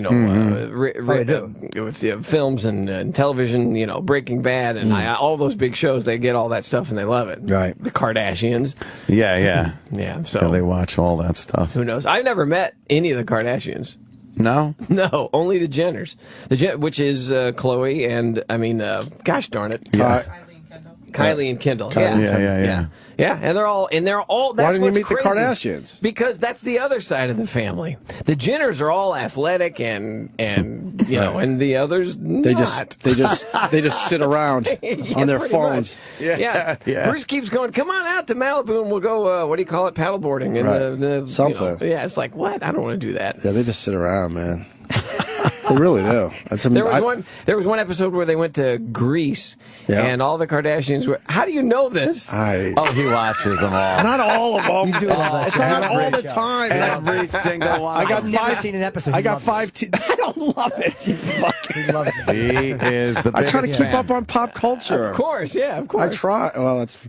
Yeah. But the Grease episode, you're right. The Jenners were, doing Jumping all off the boat and doing all this shit, and the Kardashians sat around on their phones again. Yeah. Although the fat one jumped off the boat. Oh. That was impressive. I couldn't tell you one thing that's going on Chloe that show. jumped off the boat finally, but they made I it a don't big deal. understand why people even watch these girls just sitting around. Okay, we were invited. I hate talking about this, but we were invited. We were invited to the Christmas party, and it's like my daughters were like, "What?" I said, "Yeah, Bruce invited us, so let's go." So I didn't know what to expect, and it's just surreal because you see all this stuff on TV, and I know Bruce, and I know his the Jenners, but we walked in and there were the rest of them, and there's freaking Kanye standing there shaking hands, and I'm like, "What? Really?" Like two black people in the whole party, and he was two of them. Yeah, so and everybody was as nice as they could be. Everybody was charming. The place was beautiful. It's like, all right, I get it. But all these rich people everywhere. I'm like, why am I? There's rich, and then there's Hollywood rich. Then I got to show how rich I am. Yeah, and I'm like, I felt You're really rich, out of place there. Wow. No. I was rich. just out of place. I've crunched the numbers. No. You're doing well. I was way out of place. You're doing well. I drive a pickup truck, for God's sake. All right. So, so it was just odd but fascinating, and everybody was as charming as could be, so I got nothing bad to say about I'm just amazed people watch the show. Like, I don't get why understand the numbers are so high. What the attraction is man. to watching. I don't know. Nothing really ever happens. I don't hate them, or I don't hate them or like them. Right.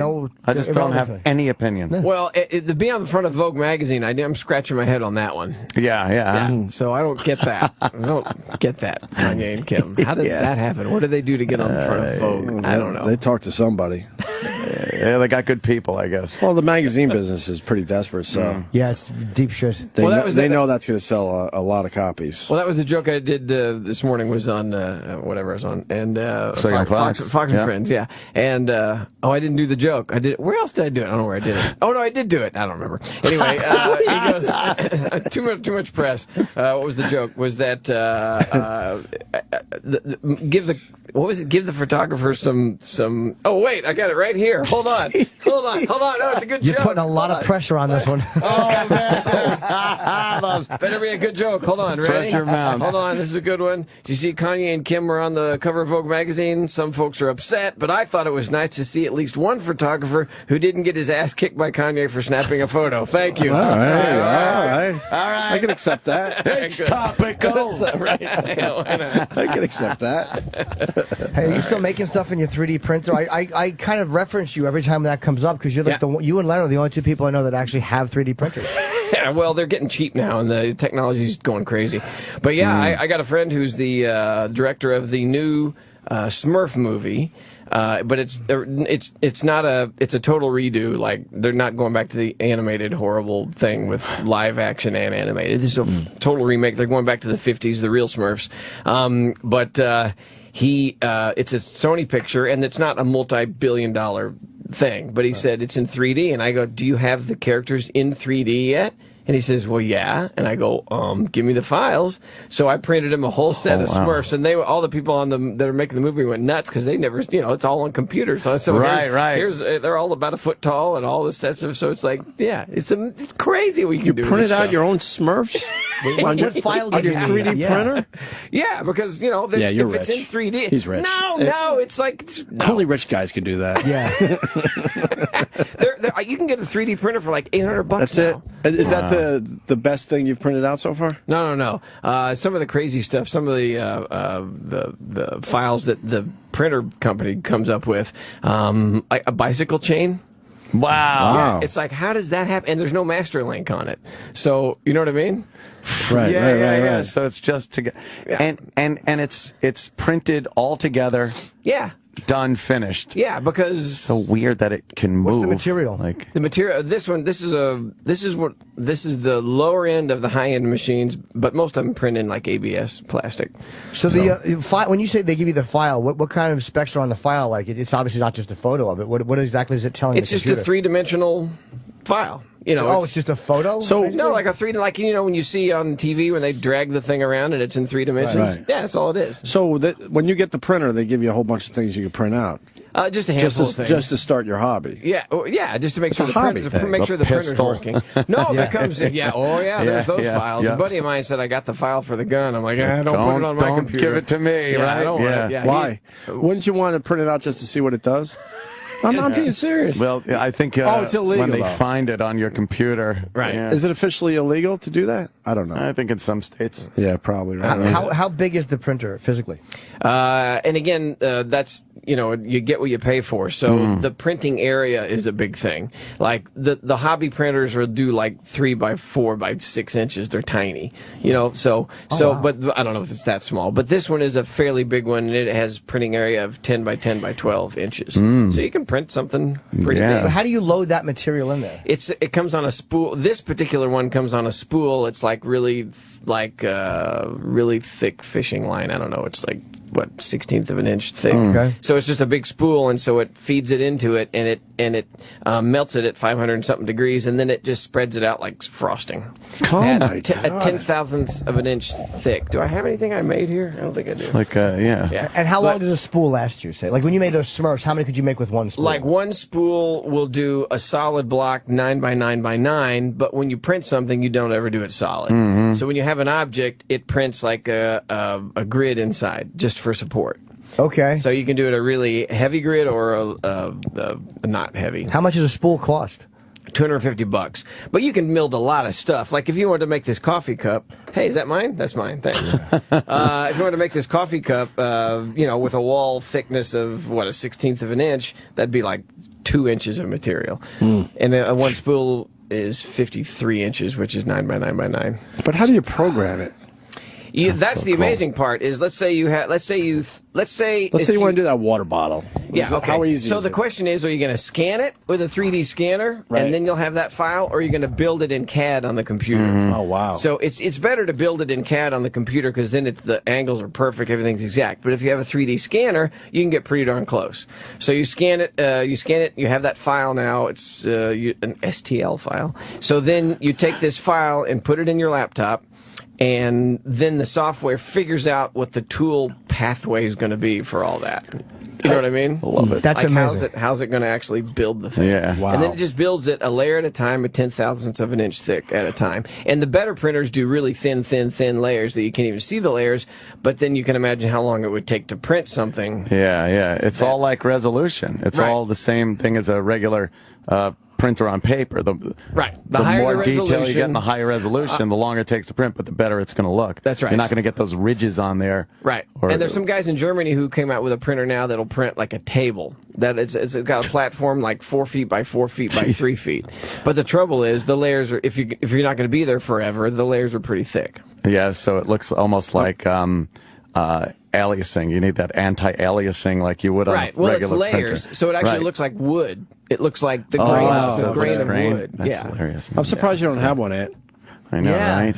Yeah. Oh, Yeah, I'm telling one you, you of can these get days. some of these now. You can get, and again, the quality of material won't be as good. The resolution won't be as good. You get what you pay for. So you can spend $250,000 on one, and Is that it'll the high end or yeah, no? and it'll print in titanium.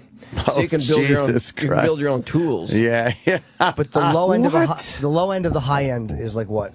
The low end of the high end, which I have, is like $35,000. Oh, okay. But those are coming down. That was 3 years ago. That's still that's less than you think it'd be for something such an amazing piece of technology. Well, what I've used it for, like we've built props for my specials, and it paid for itself in Sure, yeah. in no time. Because to pay somebody in Hollywood to build a whatever, you'd pay twice that. Right. Wow. Yeah. $250 and you can build out of titanium. That's crazy. But I have nothing to build out of titanium. I would literally just be making like dildos and giving them to girls here. Club somebody with this. Or scan your own. Oh yeah, but exactly. Make With your Lieutenant magnifier. Dan's legs. Yeah, yeah.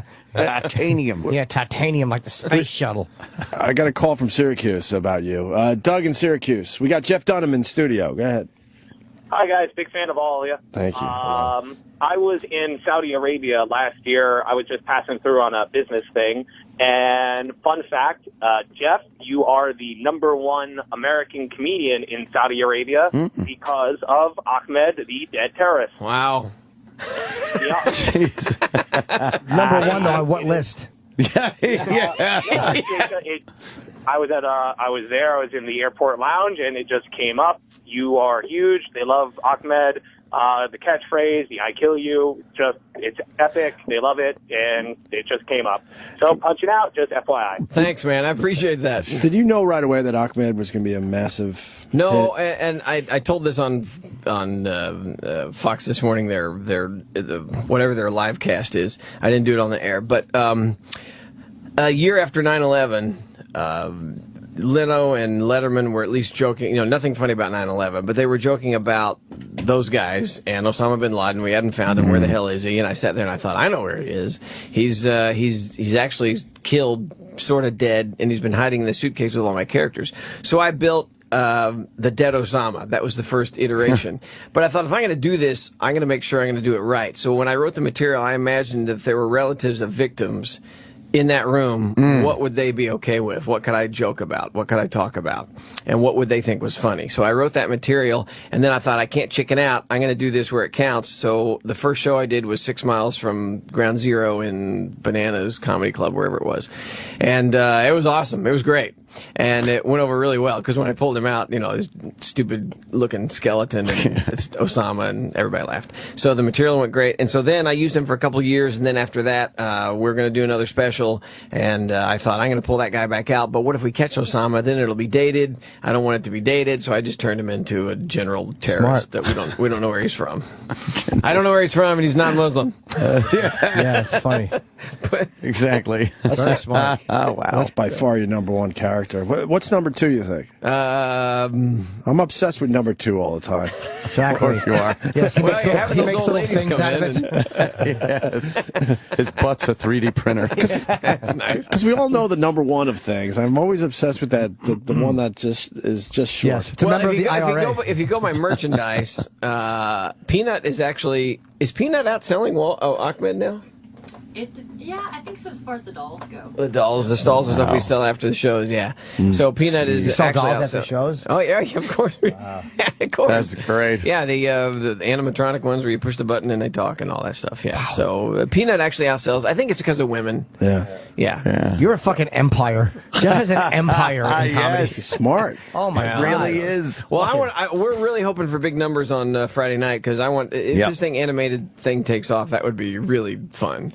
Because add another I don't know, part to the empire. Yeah, but it would be. It's not easy, because most people don't realize how long. A good Disney film, 8 years.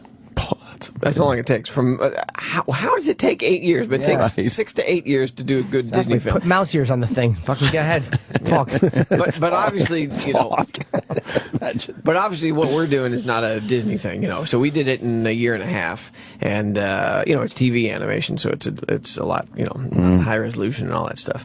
But no, it'd be fun. It's a fun world to delve in. I mean, Matt Groening, holy moly! Yeah, Simpsons has been on 25 years now. Something like that. Might even be longer at this point. Yeah. So, Jesus. So what is it? Gunsmoke? How long was Gunsmoke on? Yeah. That was I think it's still the number one. Yeah. Matt Dillon. Gunsmoke. You watch that? I remember when I was a kid coming on. I don't think I quite got it, but it was, I remember it coming on TV. Your dad would watch it? Yeah, my mother and father. I think they used to like to fuck to it. Jesus. That's nice. Yeah, thank God. What was either that or picturing the Nortons sitting there watching. Better that than Good Times. Yeah. Only when Miss Kitty came on, though. Can I ask about your watch? Is that the new... that's a Pebble. Oh, what is that? That had nothing to do with the new phones? Yeah, but it's connected to the iPhone, so you can pick any face. But this is one of those Kickstart programs. Oh wow! Yeah, and they're doing really, really well. Except when the iWatch comes out, the Apple one, I think that. Well, the Samsung one's out too. Yeah, we're getting those today. I think. What does that do? What exactly does it do? Well, you can pick any face you want. You can pick apps for it. It's this one I like the time and the temperature, and you can go to wait. There's Mickey Mouse. But how do you type it? Oh, just different watch faces. But how do you type into it, or can you do anything? Well, it gets all your phone messages and all your texts and all that, but you can't type into it. So instead of pulling out your phone, you look at your watch. watch. You just go, I got a text. All right, there it is. Yeah. I don't have to pay attention to that or do one. I need to answer this phone call or not? Right. No. I don't see it taking off. I don't know if that. I know. We'll play this audio back and. Yeah. Oh, it'll be huge. You think Watch is really going to take off? I think they will. I think because of what Apple's doing with it'll do everything. I think it's going to be another, unless they've totally dropped the ball. But what's the problem with taking your phone out?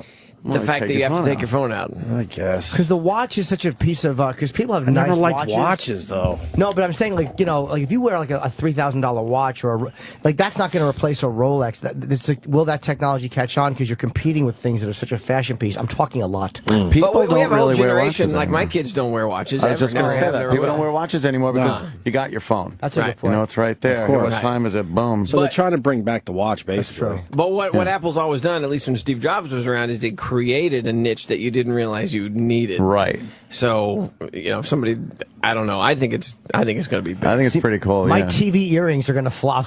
I have earrings that show popular TV programs on them. What a horrid idea. You have to stand in front of two mirrors to get the angle, and the sound goes right into your ear. What was the thing you write on? The cock? That one too. I don't know. Hilarious. Gosh darn it! What's that thing called? You stand on, you ride the it. Segway. Oh, the Segway. Right. Remember that? Like 2 years before it was coming out, everybody said nobody knew what it was. It's going to change the world. Right. And it's been a bust for the most part. It became a fun little novelty for a little while. That's right. And I was at wherever we were doing a show, and they had two of them there, and the cops had them, and I'm like, can we ride these? And they're like, yeah, go ahead. So it was before the show, and it was some kind of arena place where we could ride round and round and round on the outside where people walked, and I'm like, you got to get these. These are great. Me and the opening act were riding everywhere, and after 10 minutes, I'm like, okay. All right, back to the... it's like, that's all it took. Jump anything. You can't jump anything, exactly. It's like, what are we doing with this? I'll get a motorcycle. Yeah, you're just standing there moving fast. It's good if you need it, for work, like in a mall or whatever, but if you don't need it as a leisure activity, I guess it runs thin. Yeah, when you see a cop going through an airport on one, you're like, you lazy bastard. Yeah. Walk a beat. Walk your beat. How much prep is there for you when you're doing corporate gigs? 'Cause I'm sure you do a good amount. I'm like, you must have a lot of setup and mic tests and all that stuff. It's got to be. Nah, it's one box or two trunks and some dummies and one microphone on a stand. And no, I pride myself in making it really, really easy. Because you look at somebody like Seinfeld or somebody, they just walk in, talk, and then leave. And that's the beauty of stand up. So I have crap. But but then you look at a magician, you're like, well, I don't have crap. I have a box. The legendary Wid, who's gonna fucking, Wid? Oh yeah, he's gonna he literally would have a van full of stuff. Who's Wid? He was a guy who worked out of Philly. He was very, very funny. He was Take Carrot Top and then add a hoarder. Yes, yes. And alcoholism. Yeah, and a hoarder and William Holden's liver. And, but he was really funny, the Wid, man. But how much stuff did he actually have? I would say 4 or 5 giant, almost refrigerator box size stuff full. Really? And by the time he was done, the entire stage was covered in crap. He's stepping on his own props. He just throws them. Yeah, it was a disaster area. Oh, wow. Yeah, but you couldn't help it. It's like watching a car wreck. It's like, this is like, I got to see this. Yeah, and he would just kind of antagonize the audience. He was much different. Was he funny? Yeah, comedians actually liked him a lot. Yeah. They give a lot of shit to those guys, but, if you're funny, you're funny. Is he still around? He is. But he works at affiliate. I haven't seen him in a long time. But people passing through will pass a message here and there. But I kind of in 1989, he and I were on the Jonathan Winters traveling roadshow special on Showtime or something. Wow. 25 years ago. Taped in Encino, California at a crap club that's now a pet supply place.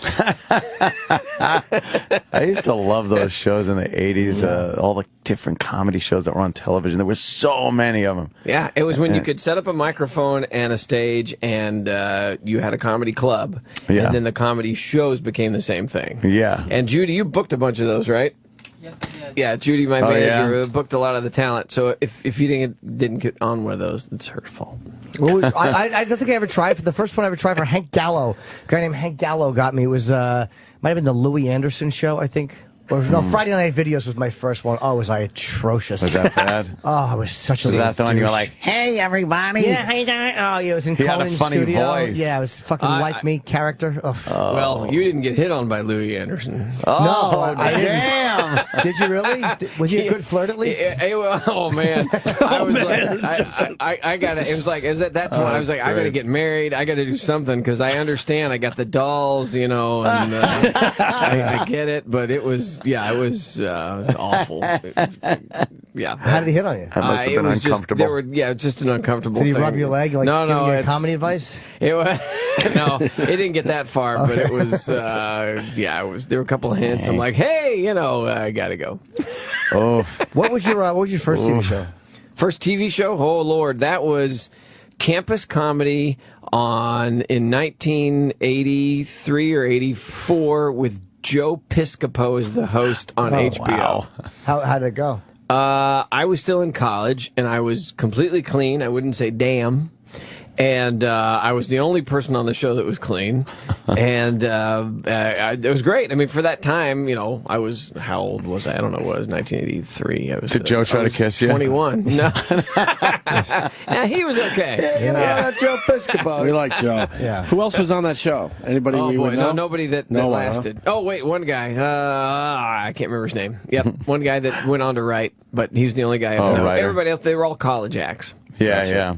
Isn't it weird when you watch those old specials and you see the guys that are, like, most of them went somewhere, but when you see a lot of them, like, and Roseanne Barr, Rich Peters. What? Yeah, you're like, who? What happened to Whatever Rich happened to Peters? Rich Peters? I'm obsessed with what happened to guys from the 80s. You go to, like, the Punchline, Atlanta, or wherever. Because someone thought they were the shit. They were on the pictures on the walls. Yes. They were on that show. Or just the headshots. Like, where are they? Yeah. Oh, yeah, you go to the Punchline in Atlanta, and I don't know if their walls are still the same there, but all those photos from way back when D'Annunzio used to run that club, and it's, oh my gosh, what happened to all these Shirley people? Hemphill, like all those old school acts. Yeah. They're still there. And then it's great to talk to somebody like Judy or my other manager, Robert Hartman, who's been in the business for years, and go, whatever happened to? And then hear the horrible And you get story. an answer, right? Yeah. It's a horrible story. There was one guy that was a big headliner act. And I was walking through Home Depot with my daughter. Oh, no. And, sir, can I help you? And I went, I recognize that voice. And I turned around and was like, whoa. I used to be the middle act, and he was the headliner. No way. way. Oh, man. Oh, was he nice to you at least? Yeah, and he recognized me. You could tell he was just humbled. And it was like, hey, I'm trying to get back into it. And I'm like, man, that's great. But, how's everything else? Yeah. Wow. To get back into it here? Yeah, I'm just trying to buy some hammers from my mansion.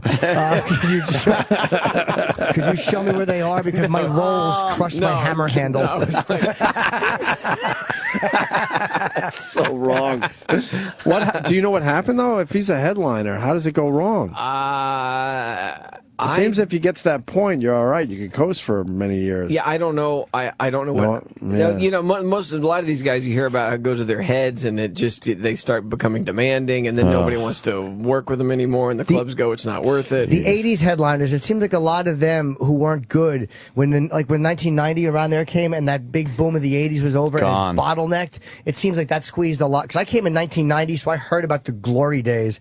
But I never. That was the same with me. I never was around for all that in the '80s, when Seinfeld and Letterman and all those guys were still doing clubs. Yeah, so I don't. That's just because when the bottom finally fell out of that, a lot of those guys a lot of those clubs went away. It was so hard to fill up all those shows that were on Showtime, HBO, just all the network channels on Friday night and stuff had comedy clubs there on the screens, and then. What happens? Where do you go? Well, it was cheap programming, you know. Yeah. It took nothing to put this on reality now, but so anybody could have a show on TV. And what was the one on Fox? Comic Strip Live. Oh, yeah. Remember that? Did John Mulrooney host that or no? A couple of people host it, but John did it for a while. Who else did it? I don't know, but that originally it was at Igby's. Do you remember Igby's? I remember the name, but I don't think I never did. Yeah, Igby's Comedy Club, and then it went to the where? It was the Laugh Factory. To the Laugh Factory in LA. Right. But that was great. And you know what I remember most about that show? After you were on that show, they gave you the most awesome whatever parting gift. What was it? Really? Yeah. I remember they gave you a television once, a little tiny Come television. on, really? Oh, yeah. It was like, Nice. Fox is awesome. This is when Fox was just starting to become, Something. pretty important. Yeah. Yeah. I remember when I was in Waco, Texas, going to college, and I went to when Fox was first starting, and I walked in, and I was going to be on the news or something, and they had a big poster in the lobby that said Mutant Ninja Turtles, and I looked at that and I went, oh, that is never gonna work.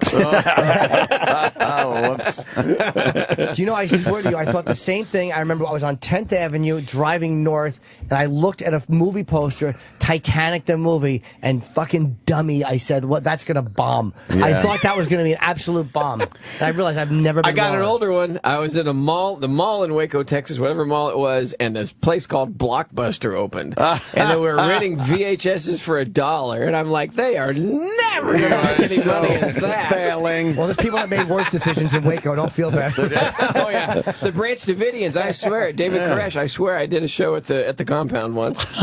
Not really. Oh, that would be Not really, but I have one of those. I screwed up and had no foresight for a show. Yes. It was a bus board when we first came back to New York, and it said if one family doesn't kill him, the other one will.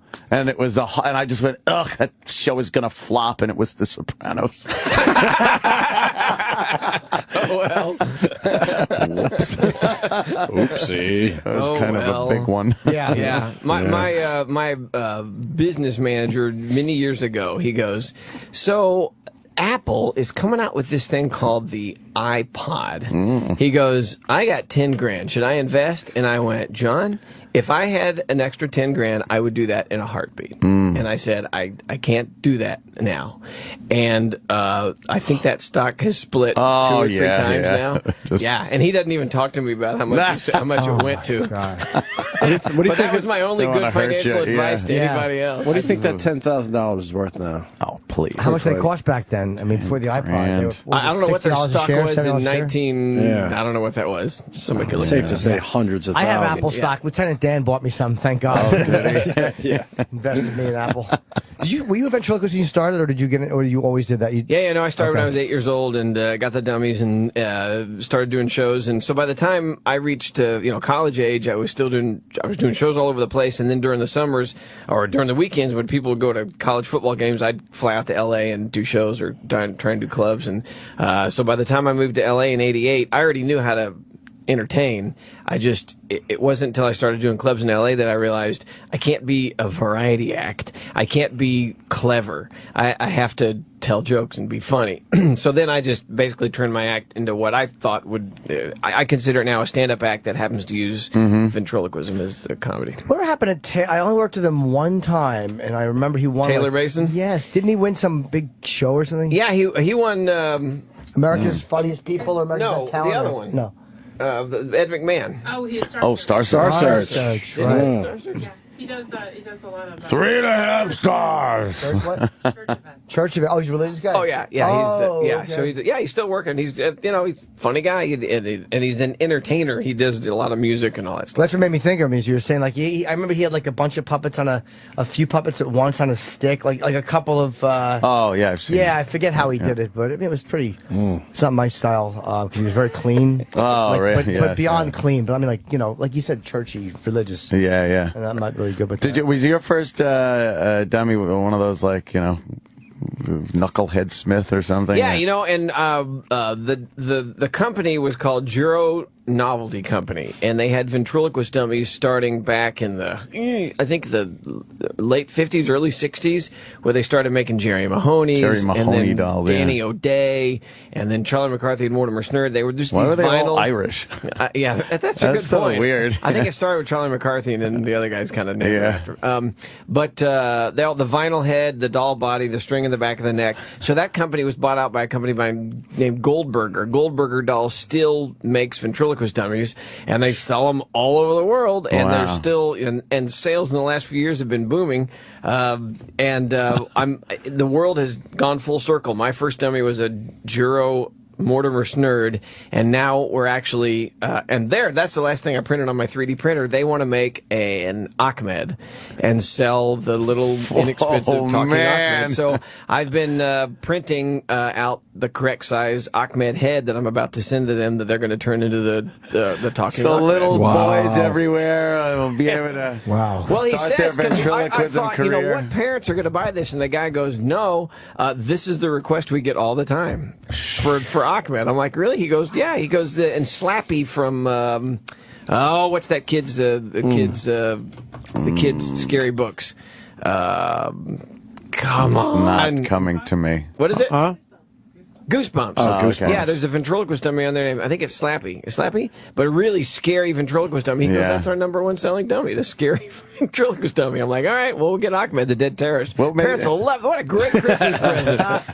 What made you pick Mortimer Snerd as the first one? I don't know. That's what I saw in the toy store and said, Mom, I want this. And it showed up. Yep, I don't know. What's your favorite ventriloquist movie? I always am fascinated. Oh, yeah. I always paint the ventriloquist as like the psychotic guy. Well, what and else the are you puppet gonna gets do? to him. Yeah, that's true. I mean, give me a love story. I mean, no, it'd be great if the ventriloquist was like a real piece of shit, like sodomite, and the puppet was actually nice and settled him down. Like Anthony Hopkins in Magic. Wow. Yeah, that Anne was a fun Margaret one. and Burgess Meredith. Yep. That movie came out in 1978 or 79, and the story arc was he was a magician, and he wasn't getting anywhere with that, and then he started with then he got the ventriloquism, got the dummy, started doing ventriloquism, then he started doing comedy clubs, and he got really good in the comedy clubs. He got an agent. The agent moved him out to L.A. He got on the Tonight Show. He started doing a bunch of talk shows. My career took that exact same arc up until the point he offed his William Morris agent with a dummy. So I have not done that yet. Fats, right? Wasn't Fats was the dummy. Fats, wow. right. And Corky was Anthony Hopkins. Now, was he acting? Did they actually film him? Did Carson, or they actually use the Tonight Show set, or just imply that he was on the Tonight Show? No, I think that it was just Burgess Meredith was his agent and said, "Okay, then you got to do Carson." And, he just kind of they talked about it. Yeah, it was a low budget film. Yeah. I remember I still remember when I was a kid though. I wish we had somebody here on the computer because the ad for Magic, which we played before. Abracadabra, I sit on his knee. Presto changeo, and now he is me. Yeah. Hocus pocus, we take her to bed. Magic is fun. We're dead. Yeah, that was such a great. And then the old voiceover, Anthony Hopkins. Yeah. But the dummy would It's do creepy. that. Jeff Dunham knows that. Well, it was Abracadabra, I sit on his knee. You know, it's like that kind of voice in the dummy. I bet it's got to be on YouTube somewhere. Oh yeah, we've played it. Yeah, it's scary. Let's get Jeff out of here. He's a busy man. We're done for the day. Jesus. I think so. 10:20. Yeah. You should get a plug in just in case, Jimmy. Yes. Well, Jeff will do his. He's Ahmed Saves America. It's on CMT this Friday. That's the 28th. It's at 10 o'clock and 9 o'clock Central Standard Time. Out Not on DVD. What is Out that? not on DVD? What is that? It's supposed to be out now on DVD. Oh, out now on DVD. What, the same thing? The animation? Yeah, but okay. I'd say, like, don't pay any attention to the DVD and Blu-ray. Don't buy it. Just watch it on Friday night. Yes. We want big numbers. You need the numbers. Yeah. Let's get Jeff Dunham some numbers this Friday night. Go to jeffdunham.com CMT. on Twitter. Yeah, CMT, and again, 10 o'clock. It's a lot of fun, and we want to drive the numbers because I'd love for this thing to go beyond one episode. Mm-hmm. Cool, very cool. Yeah, and myself to prepare for my world tour. I'm doing the Tampa Side Splitters, April 11th and 12th. Let me have this. I'm doing this promo here. Oh, okay. Nice. Right. So Jim Norton, this is what's going to happen with Jim. He's going to Tampa on Thursday, April 10th at the Cowhead Roast and the Teppan Center. Yeah, it's a big night in show business. Wait, what's the Cowhead Roast? Well, he's a radio guy in Tampa who's changing his name. So they're not roasting him on TV. I think they're doing it on DAT tape and emailing it to friends. So this is the Teppan Roast. What's the Teppan? The Teppan's a place, I think. It says Teppapin. Whoever wrote this up is a fucking moron. April 11th and 12th is the only one I care about. That's the gig itself. Well, what's Thursday, April 10th? It's a roast I'm doing. For Cowhead. Cowhead. Who's Cowhead? He's you a don't radio know. guy in Tampa. No one really knows. Okay, so at the Teppan Center. Yes. But you don't care about that. No. Okay, so the most his name on important thing for Jim is Friday and Saturday, April 11th and 12th at Side Splitters Comedy Club. Yeah. And for tickets, you go to sidesplitterscomedy.com. Or as this says, .corn. Yeah. .corn. Yeah, that's the print error, I think. Hold on. Then April 24th and 27th through 27th. Yes. It's the whole time. Thursday through Sunday. Oh, at Caroline's. Yes. That is fantastic in New York City. And again, you can go to ticketweb.com or carolines.com.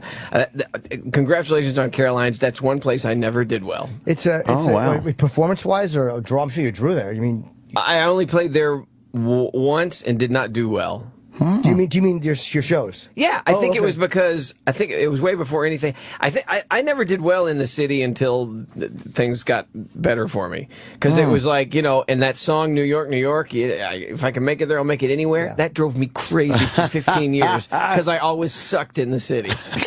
I can't make it anywhere. I would die every time I did a show in New York, be it whatever. Why though? I don't because get that. I was the middle of the country. I was not cutting edge. You know what I mean? And so, congratulations doing Caroline's, and I bet you do well there. Oh, well, I mean, the crowd seems to enjoy it, thems that come. But, I'm there 24th through 27th. 27th of April. I bet you Caroline's is regretting that dash. They're like, well, we should have just given him 2 nights. He could have done the Thursday, Sunday. That dash is killing us. Should have been an